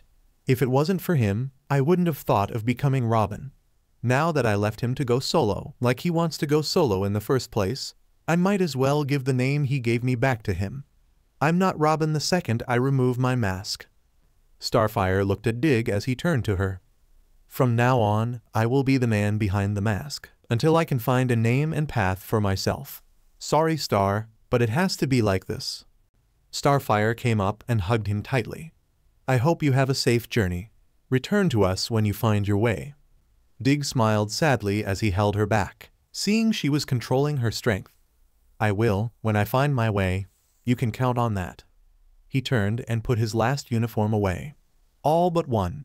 He turned a bit to Starfire, who was leaving, and reached up. Starfire, I want to give you something. She turned and suddenly caught the flying material, which consisted of first a mask, and then the cape. She looked at Dig standing there, showing her his face without the mask. He smiled. My real name, though you may forget it, I will tell you what it is. It's Dig Grayson. Starfire floated up to him and looked deeply into his blue eyes. She was in wonder at their color. He closed his eyes and turned. I got to go, Star. But I will return. The mask and cape I gave you are the ones I made for myself when I came here, and we created the Titans. Keep everyone safe, and we will be a team again someday soon. Starfire wrapped her arms around him from behind. Dig, I understand how hard it was to trust me with this. I won't let you down. I promise, on my true name Coriander, to keep the city and our team safe. Dig smiled, grabbing her arm around his neck and nodding. She let go and he heard her fly off. He sighed. Coriander? Maybe I should give her a more earthly name. Would be easier to pronounce too. Well, I will try when I get back. With that, he undressed and packed the last suit, and dressing in black jacket and red shirt, putting on sun-high shades with his blue jeans. He did have a second suitcase, packed with civilian clothes he had with him, and he did pack some other stuff in it, such as a single extendable staff, a Robin belt, and then there was his special belt, filled with the blue dicks and a single blue-handled kunai he all had Raven make for him. He left with them both. He walked out to tower to see everyone there, and smiled. Thanks for seeing me off, guys. Remember why we fight, and you'll be fine without me for a while. Dig started to Batman and Batgirl. Batgirl was shaking with frustration but was aimed at Batman, and he knew she was mad at him for this. He went to Batman and lifted up the case with the Robin gear. Here. Batman took the case and started to the Batboat. Dick turned to Batgirl, and she rushed him, grabbing onto him. I'm sorry you have to stop being the hero you wanted to be just because of his ego. If anyone can shed the shadow of the bat, I know you can do it. Do your best. I wish you luck. He put his arm around her and rubbed her back. Barb, I will do my best. And no matter what he tells you, you are stronger than you think. Keep an eye on him. For me, he may be a jerk, but he's still important to us.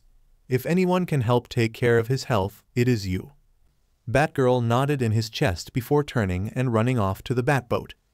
Dig knew she was too proud to show tears, even to him. He watched as they left. He started to the bird speedster in the water, but suddenly Starfire came in front of him. Let me fly you. I'll drop you anywhere you want to go. Dig looked a little surprised, seeing she put on the cape he gave her. She didn't put on the mask, but then again she didn't need to. The cape was titanium alloy fibers to protect from gunfire. It was for protection. He smiled. Thanks, Star. Just near Piano Pizza should do. I'll get a bite and then get going. I'll stay and jump a few weeks. That one guy is still training me. I need to be stronger for when I return. She smiled and put a hand out. He grabbed it and let her pick him up and flew him into town. She looked down to see Robin was enjoying the flight. She looked down to him. Donna won't be able to replace you as leader. You know that, right? Dig smirked a bit. You'd be surprised. Donna is a master tactician and great leader material. Give her a few days. You'll see she could be just as good a leader, maybe even better. Starfire nodded, smiling sadly. She may be a good leader, just like you. But there is only one you, and you know this team inside and out. You are the better leader for this team, no matter how great a leader of this team may be in your place. Dick looked up to Starfire, seeing her smiling. He smiled back, nodding. Thanks, Starfire. Still, she will lead the team well. I see you're wearing the cape. Is it to protect you? You are invulnerable, you know. Starfire put her free hand on the cape, looking for Piano Pizza as they arrived into the city. I wear it to remind me of you while you are gone. I will still wear it, so I can grow to be the hero I want to be as well. They arrived at the restaurant, and she set him down on the sidewalk and looked to him. Dig turned to her. You'll be a great hero. See you as soon as I find my true path as a hero. Bye, Starfire. She hugged him yet once more before letting him down, smiling sadly. She nodded. You'll reach us if you need us, right? Dig grabbed his Titan's communicator from his jacket and lifted it up to her. I will. I wouldn't dare go anywhere alone without it. He turned and started down the street, and Starfire held herself with the cape as he disappeared from view. She soon flew back up and returned to the team, fire in her eyes. With Naruto. What? Jinx screamed. You have got to be shitting me, was her response as he told her the new Titans he's seen. Cheshire hummed at that in thought. Calderon, otherwise known as the first Aqualad, Superboy, or rather Superman's clone, Kid Flash, the sidekick of the Flash, and an Amazonian, I think. Did she had black hair, big assets, and a swimsuit-esque suit? Naruto only told the names he knew or the looks as best determined by the marks they had on them. The S shield, the golden W, and the lightning mark in a white circle to name the few. He sighed. Yes to the black hair, but no to the big assets. She was well figured, and she had a red bodysuit pretty much. Pants and shirt. Jinx sighed at that. Wonder Girl then? Damn, and I thought we'd be luckier now with our growing team. Why did they have to as well? Erg. Naruto stood on his feet. Don't worry just yet. We have our own work to do. When I am through training everyone on Pandora, you'll be able to go toe-to-toe with them easily. Although, we could use a little more power on our side. Cheshire looked to Naruto with confusion. Why need more than you offer? You can easily beat them. Hell, you beat Batman. Not a feat most people can accomplish, by the way. Naruto chuckled. True, but that was only because my skills as a fighter and my overall endurance and power is equal, if not already better, than Batman's, and my suit was way more advanced. Still, with the new Titans, and they knowing my true strength, their power will be growing rapidly. We will have to compensate. So which would you prefer? Hellish training the likes of which will make you wish you were in hell. Or getting a stronger teammate that can help us hold our own, and I give you all the training I planned beforehand. and not as bad as Choice One's training. Jinx turned to Cheshire and Hive.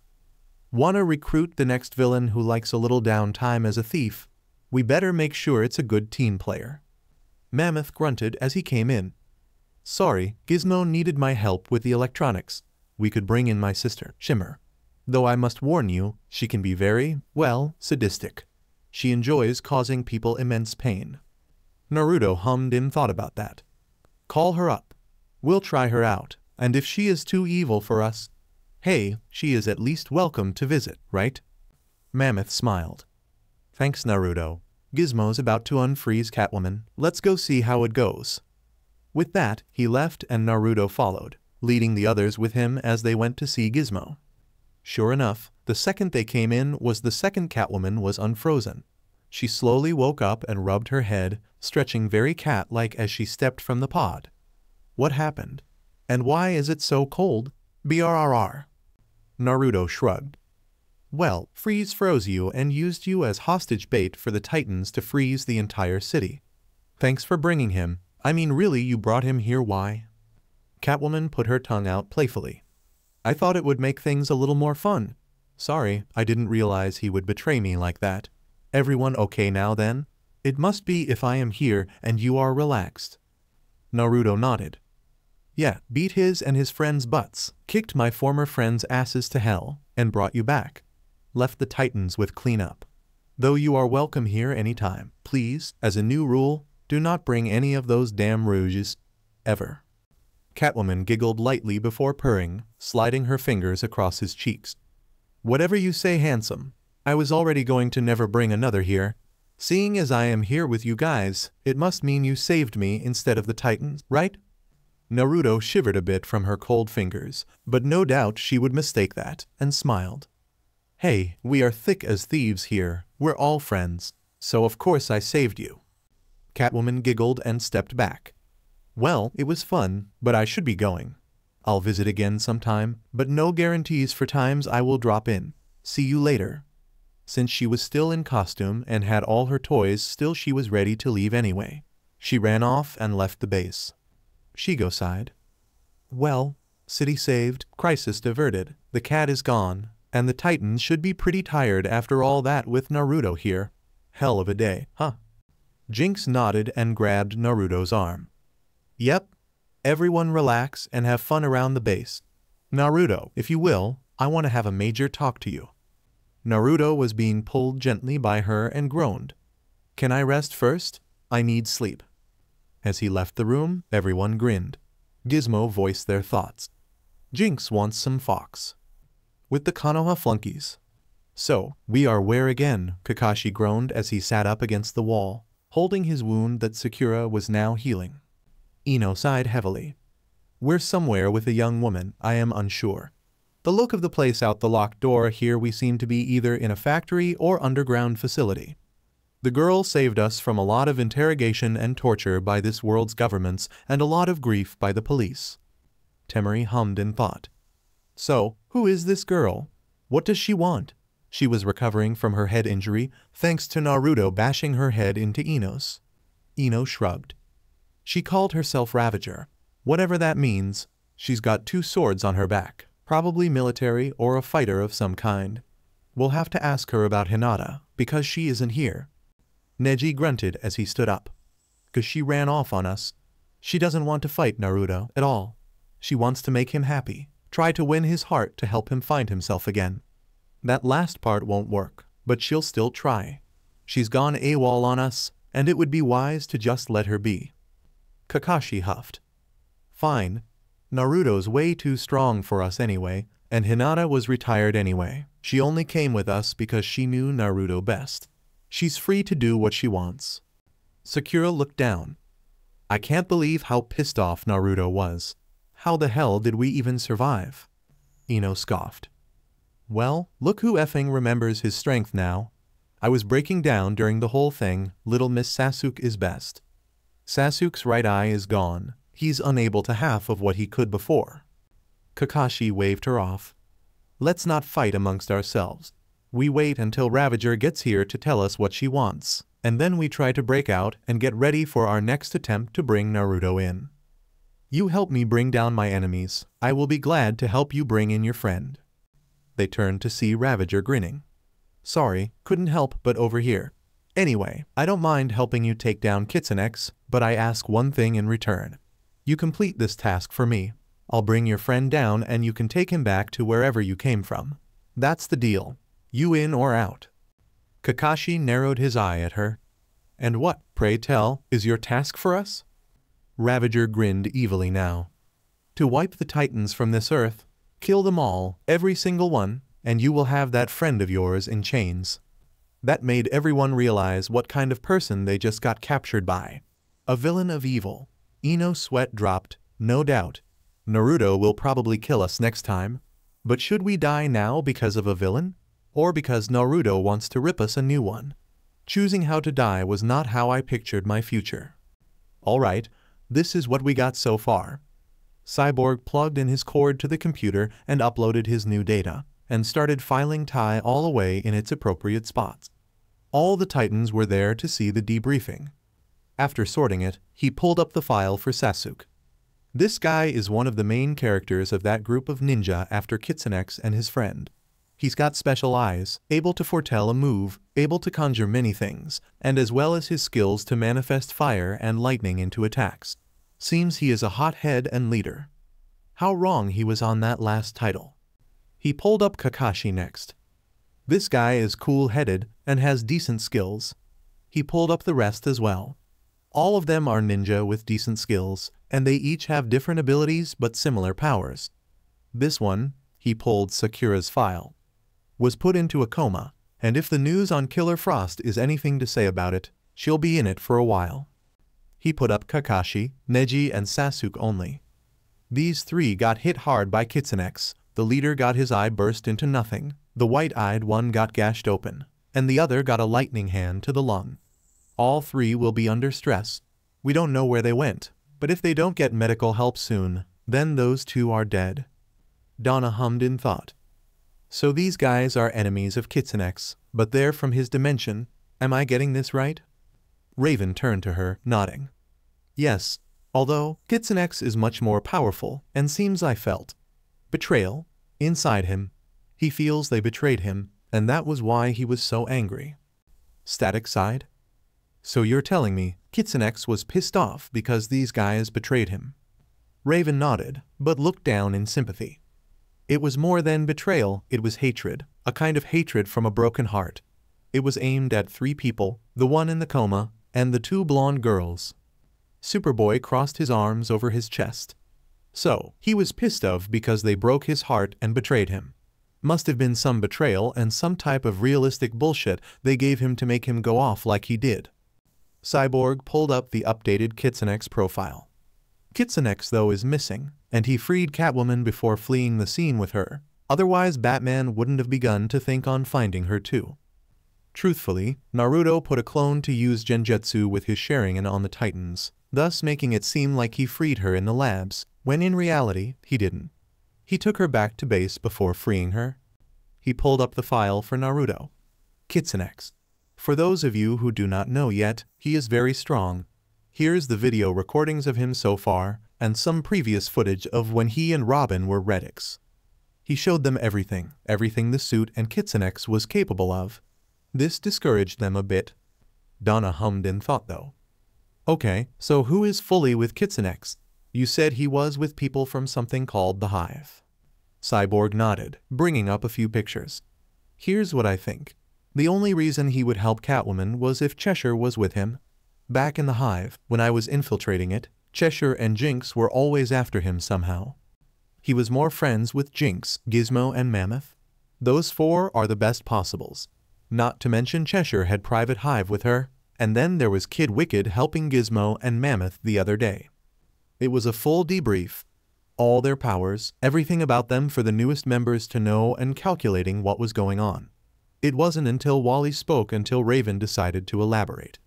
So, what was with his fox thingy surrounding him, and his infatuation with foxes? Raven turned to him.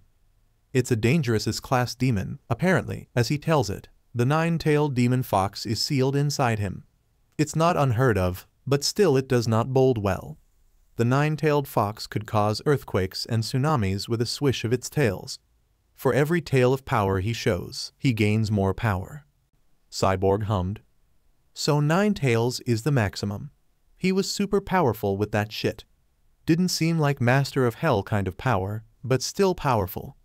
Raven looked at Cyborg with a serious look. He's holding it back. It's like he wants to use skill rather than power. Like he said, he was pissed off. That alone says as long as we don't piss him off, he doesn't even attempt to use that power. Starfire flew up to Raven. He says to not make him mad, but how do we not make him mad? The Kitsune is ruthless as we have seen, and the idea of us wanting to take him to jail, most villains we face aren't very happy with that. Wally crossed his arms over his chest. You have a point. Normally criminals are generally mad when they are locked up. Thing is, I think he isn't a normal criminal, just a thief. Beast Boy thought a little bit on that. True. He's stolen property from some of the highest known enterprises, the Red X suit, the scanner for Xenothium, some Xenothium, the materials for the Kitsune suit, some money from those 2 guys we seen him in Kitsune's uniform for the first time. And then there's the diamonds, otherwise he hasn't caused any ruckus. Cyborg nodded. And if that friend of his is anything to go by, Kitsune had a rough childhood, having people steal from you till you have only the clothes on your back for years. I think it's safe to say he only wants what he wants and doesn't care if he has to steal. Superboy looked to Starfire. I got a question, how is it that he's so strong and living with villains? Cyborg sighed. Cheshire I am unsure, but Jinx, Gizmo and Mammoth are mostly just thieves with superpowers. Jinx has her unlucky magic, Gizmo is a smart kid even on my level, and Mammoth is super strong and resilient. Private Hive is more of a mercenary, and Kid is an unknown, but is friends with Private Hive. Donna crossed her arms in front of her, looking down in thought. Dig's been heavily outgunned here, and just as he gets the help to pull off catching this guy, he has to quit. Damn Batman. What does Diana even see in him if he is going to do this to people trying to be heroes? If I could, I think I would try to let go of my own persona. But I don't have to let it go until I have a new one set to take. Dig left me in charge, and I will do right by him. She came up to the computer and started up a new file. Listen, the way I see it, we need to be ready for this. Team drills every day, we need to buff our teamwork, especially since some people here are new to the team.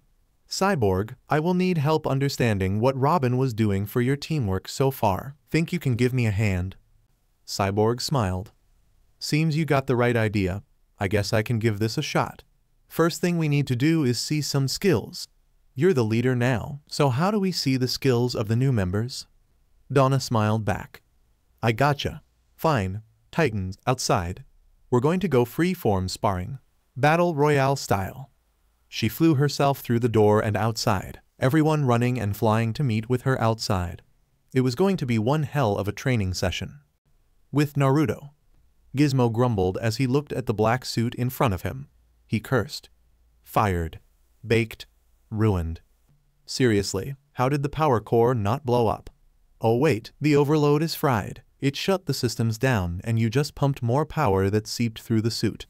No wonder the dragon skin is bubbled up and the titanium turned brittle. Hell, even the damn steel plates are melted. He threw the thing off his desk and turned to Naruto. Sadly, this suit is totally fried. No way to salvage anything. The only things you can keep are the swords. They managed to survive. Otherwise, I need to make the suit again by scratch. Give me a week. Naruto sighed, but grabbed the 3 swords. Fine, fine. I'll put these up for now. After that, do you need anything? Gizmo turned, grinning playfully. Yeah, what did you and Jinx talk about earlier? Naruto stopped, stalling mid-step as he was at the doorway. He turned to Gizmo with a smile. I have no idea what you're talking about. Gizmo just snickered and his sweat dropped before turning, grumbling as he left the young smartapants to his work. Truthfully, he and Jinx talked a lot, and shit got heavy. Real heavy, like hot heavy. He wondered what kind of an idiot he was to do what he did, and wondered if Jinx could ever forgive him. He wasn't very good with affections.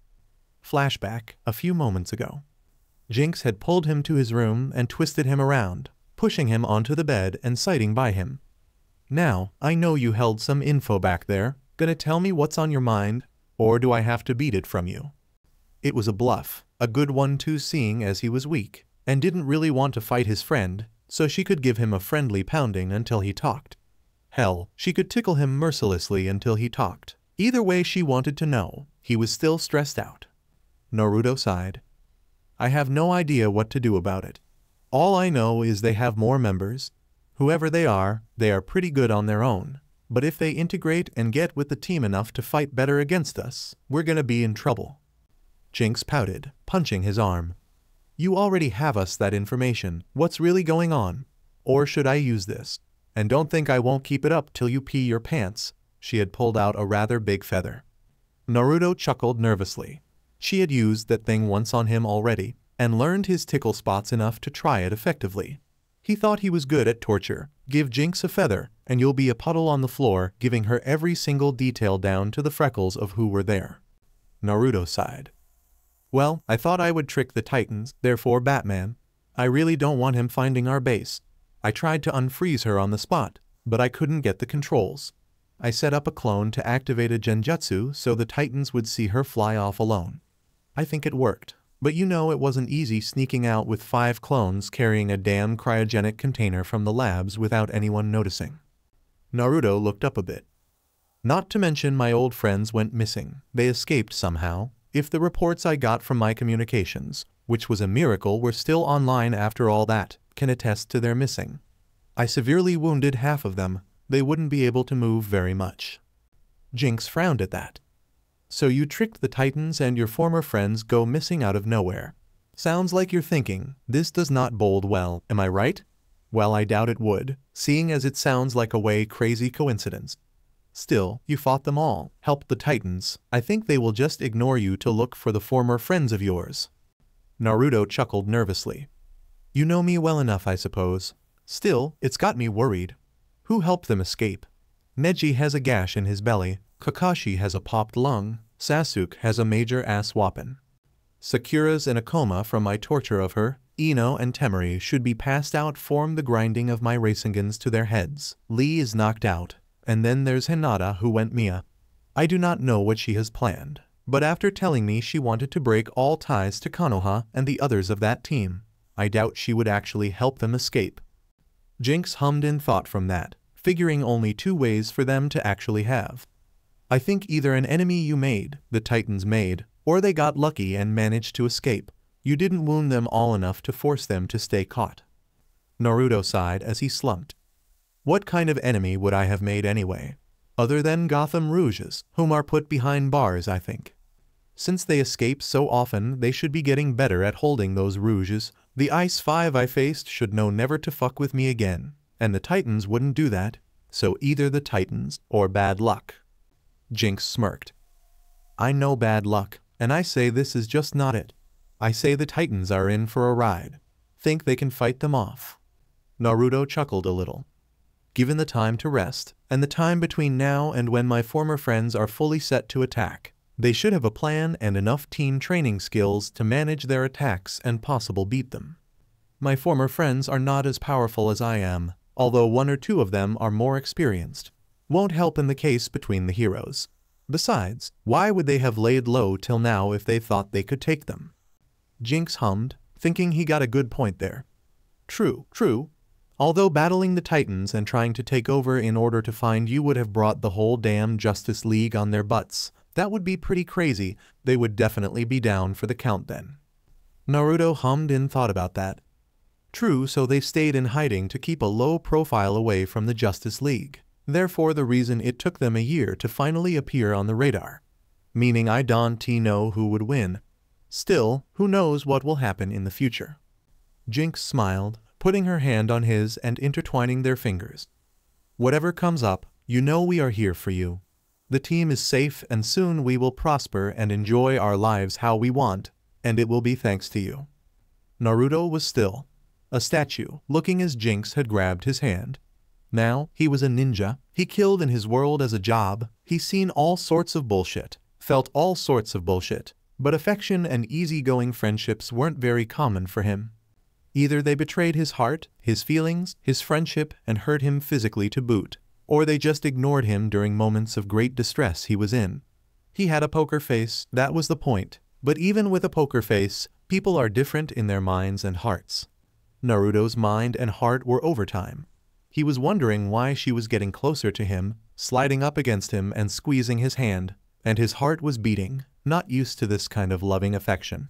Now, if it were a friendly encounter she was going for, she was aiming way to the left on this one, and thus why he was in distress now. She got closer to him, blushing lightly as she smiled softly. "Especially me. I care very much for you. And I know, I used to try to harm you, but I changed. You want to give me a chance, you said. May I have this chance to show you how much I care?" He was losing to his inner feelings, his heart beating, his mind racking for ideas, and his eyes going slightly wide as she got closer, closing her eyes as she did. He only had one thought to this before it happened. Why does she care so much for a fuck-up like me? She then closed the distance, pressing her lips against his softly. He was still, processing the stimulating contact. She pulled back shortly after, blushing more. He was blushing now, his resolve to stay cool shattered. He relaxed a bit, sighing. She then wrapped an arm around his shoulder and kissed him again, this time deeper, pulling him to her and deepening the kiss. Naruto groaned into the kiss, and then relaxed, melting to her lips as he put a hand to her side.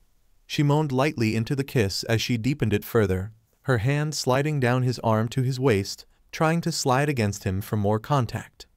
Naruto finally snapped into reality and pulled back, huffing as he tried to regain his breath from the deep kiss. Jinx looked wide-eyed as the kiss was suddenly broken.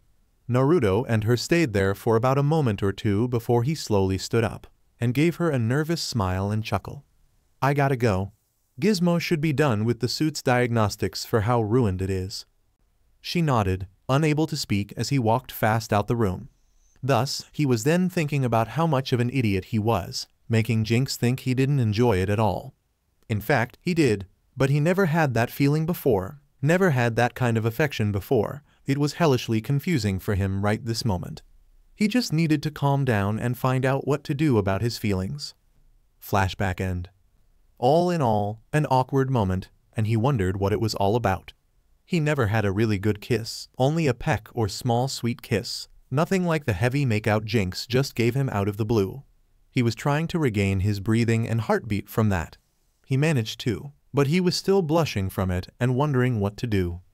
He went out of the base to clear his head. Maybe robbing a few joints would do him some good. Hell, he wished his rival Robin would come in so he could kick some butt and mess around. Well, he got his wish. Out of nowhere, and he did mean it because he was not paying attention to his surroundings until this happened. Dig, in his civilian clothes and everything, dropped on top of him in an alley, and landed swiftly before flipping back and cartwheeling a kick to Naruto's head. Naruto stepped to the side and dodged it as Dig twisted and slammed a fist forward. Naruto dodging it to the right, and Dig's fist cracked the wall behind Naruto before launching a quick and fierce forearm tackle. Naruto grabbed the arm and twisted it around, and then clamped his arm around Dig's neck, and holding his other hand at his side. "Nice moves. Not bad at all. You snuck up on me. Too bad I wasn't paying any attention, otherwise I would have known sooner. Congrats, you used stealth against me." Dig smirked, relaxing. "I knew you'd dodge my first attack, but I had to keep trying anyway. I need more training. I need something to get my mind off what happened." Naruto let Dig go and hummed. "Robin without the costume. So, mind giving me a rundown?" Dig frowned, looking down. "No, it's none of your concern." Dig looked around in the city, seeing the ice still there, but melting quick enough. "After all this, and after your friend helping make this happen, and then helping stop the attack, where were you in all this?" Naruto shrugged, deciding to just tell a lie here. "Frozen. I don't a special quality he does." Dig hummed in thought, narrowing his eyes. "I see. Still, his special quality is a demon, right? Why didn't you tell us that?" Naruto shrugged more. "What can I say? He isn't a demon to me. He's just a person. It's because people thought of him as a demon that they stole from him, poisoned him, beat him up, and so on since he was able to walk. He just uses it as a way to help himself and his friends. By the way, he told me after he freed me, Those fuckers who helped those ice guys really pissed him off. Dig nodded, huffing. That's an understatement. He was all over the place. Why though? Why was he so pissed off? Naruto narrowed his eyes. Those guys tried to destroy the city he calls home, and threatens his friends, and takes a comrade from him and holds them hostage to draw him out. That doesn't seem like a good reason. Dig looked confused now. Comrade? Catwoman was his comrade? I understand one of his team worked with Catwoman, but why would he consider her a comrade? Just because she was a thief? Naruto sighed deeply. He finds her a comrade probably because she is a thief, not a villain, and because she might know how to play around, and probably isn't too serious. That's a big no-no to him. He doesn't really enjoy people who take life seriously. Dick nodded, but looked down in seriousness. Not many people can play around, not when things like what happened here goes on. We have to be serious to get things done quickly, otherwise the world could end. Naruto chuckled lightly. Listen to yourself. You know what would happen, you know how to stop it. Instead of being serious all the time, which makes you tense up, thus slowing you down, relax more, play around and be faster, smoother, and be able to face anything, both physically and psychologically. Dick looked at Naruto, a little scowl appearing. If I play around too much, villains that would destroy lives like it's a damn funhouse activity will be able to faster than you could blink. Naruto sighed again. I never said play around too much. I said play around more than you already do, and relax. Thus, if you want to be stronger under me, you will have to understand a few things. 1. Relax your mind, relax your body, and flow with the movements of others. React, whilst acting on your will to fight. Dick narrowed his eyes on Naruto more. Before sighing and relaxing. He hadn't anything better to do, and he needed to get stronger. He relaxed as much as he could. But he knew Naruto was going to attempt to take him, using his relaxing as a way to beat him down, showing more ninja skills. To his surprise, Naruto never did such a thing, and he was just watching. He was confused again. Why are you standing there? I was expecting you to attack me while I relaxed. Naruto smirked a bit. True. Suddenly Naruto was on him and slammed a fist into Dick's shoulder, forcing him backward a couple feet. Dick grunted, getting up as he held his shoulder. That was dangerous. If you hit any harder I'd have broken my shoulder. You're striking to disable though. Naruto Tsusked. Think again. That was a good portion of my power and skill. If you had tensed and taken the hit, expecting it and trying to force my punch to deflect, what would have become of your arm? Dick blinked in confusion and looked at his shoulder. He wasn't very badly hurt, but it still stung. He gasped, realizing if he had tried what he normally did, it would have dislocated, and badly. He turned to Naruto, who smiled. That's it, you got it. See, your body is a natural elastic. If you tense up, you're a rock. What happens if you hit rubber? It bounced back into place. What happens if you hit rock? It crumbles. Dick looked in confusion, but wonder. If you built enough muscle and train it hard enough, it can deflect when tensed. If I had more muscle and tensed, your hand would have been hurt. Naruto smirked. True, but even lead can bend. Listen, having more muscle slows you down. Instead of going for more strength, try gaining more speed. Instead of going for more speed, try gaining more strength. You have to build both, so you can strike with enough strength to deal damage, but not too much it slows you down, and be fast enough to strike faster opponents, but not being too weak to deal no damage. Combine both, and using my special training, I guarantee, even if you are hit by Superman, you'd hit him right back with no pain showing in a second flat. Dick looked at Naruto like he grew a second head. No one took a hit from Superman and came back that fast. And what Naruto was proposing since they met was all against what Batman told him, what he learned under Bruce. That struck him suddenly. He looked hardened, smirking. I think this will be good then. Teach me all you can, and don't hold back here. Naruto nodded, smirking more. Then get ready to have some fun. That's lesson number 1. With that, he and Dig charged at each other, and started a light sparring session, which Dig was losing. He knew he would lose. But if he didn't, then he came to the wrong man anyway, so he was glad to lose this one, since it would help him beat Kitsune. Little did he know though, the one training him to beat Kitsune was Kitsune. To Naruto, this was a game, as well as a way to find solace. He seen in Dick the feelings of betrayal. He was rebelling now, the only reason he would be against what he was saying, and then flip all of a sudden. Naruto knew the feeling from sight alone, knowing Dick was betrayed, and he wanted to help him, to give him enough training to realize he needs to be his own person, and thus a better one too. It was going to be a long day for them, as Dick was going to learn how to have fun. Even if it killed Naruto to do it, it wouldn't though, not a chance. Back at the hubbase, Jinx was fuming, steam rising off her head as she was pretty upset. No, not at Naruto, she understood that, but at a couple things. 1. Herself. 2. Shigo's damn teasing. And then there was Cheshire, who decided to make things worse. She was mad at herself. Because she pushed the issue, and that was not the right way to go. I look like his worst ex, and I tried to put myself on him and show him some affection. He must have had some sort of vision about her that made him suddenly think I was gonna hurt him. Otherwise, why push me away and get nervous about it? She wanted to show him she truly cared and loved him, and she knew she had to go slow. Thing was, she tried to make out with him and put herself on him all in a single go. Without realizing it, because of her own lack of affection over the years, she couldn't control herself, and he pushed her away for that. Shigo was training in the gym, working on her martial arts skills. Jinx came in to get on the treadmill, and Shigo seen this, huffing as she grabbed a towel. So, how was your little rendezvous with Naruto? Any good action, sis? Jinx pouted as she ran at half speed. Not really, I just tried to get him to relax after the harsh weather he had to endure and see why he was so tight-lipped. Though I did loosen those lips. She blushed hard as she slapped her hands over her mouth, and this caused her to lose track of herself and slip, falling on the mattress behind the treadmill, placed there because of that specific reason. Shigo giggled as she bent over Jinx. I see, so you got some kissing from the blonde hunk, huh? Jinx grumbled, getting up and started to walk off with a heavy red face, blushing like crazy. Shigo giggled, smirking more.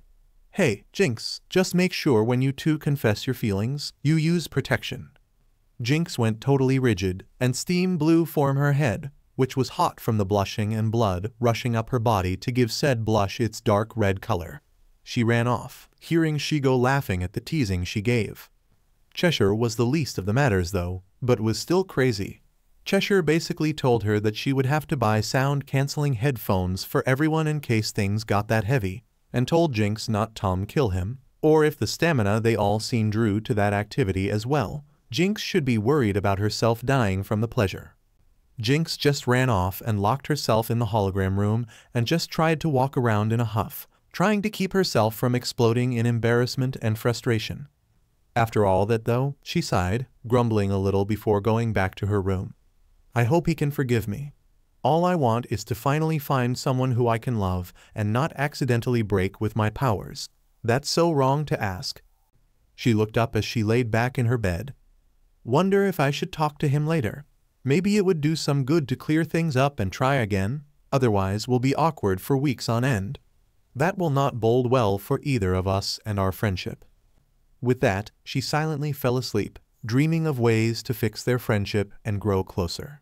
So alright folks, that's all for today. Stay tuned for part 6. Do subscribe, like and share for more such videos. Also check out the story and author Godospartan the Kitsune on FANFICTIONnet. Press the bell icon to be notified first on release. See you in the next video. Till then, goodbye.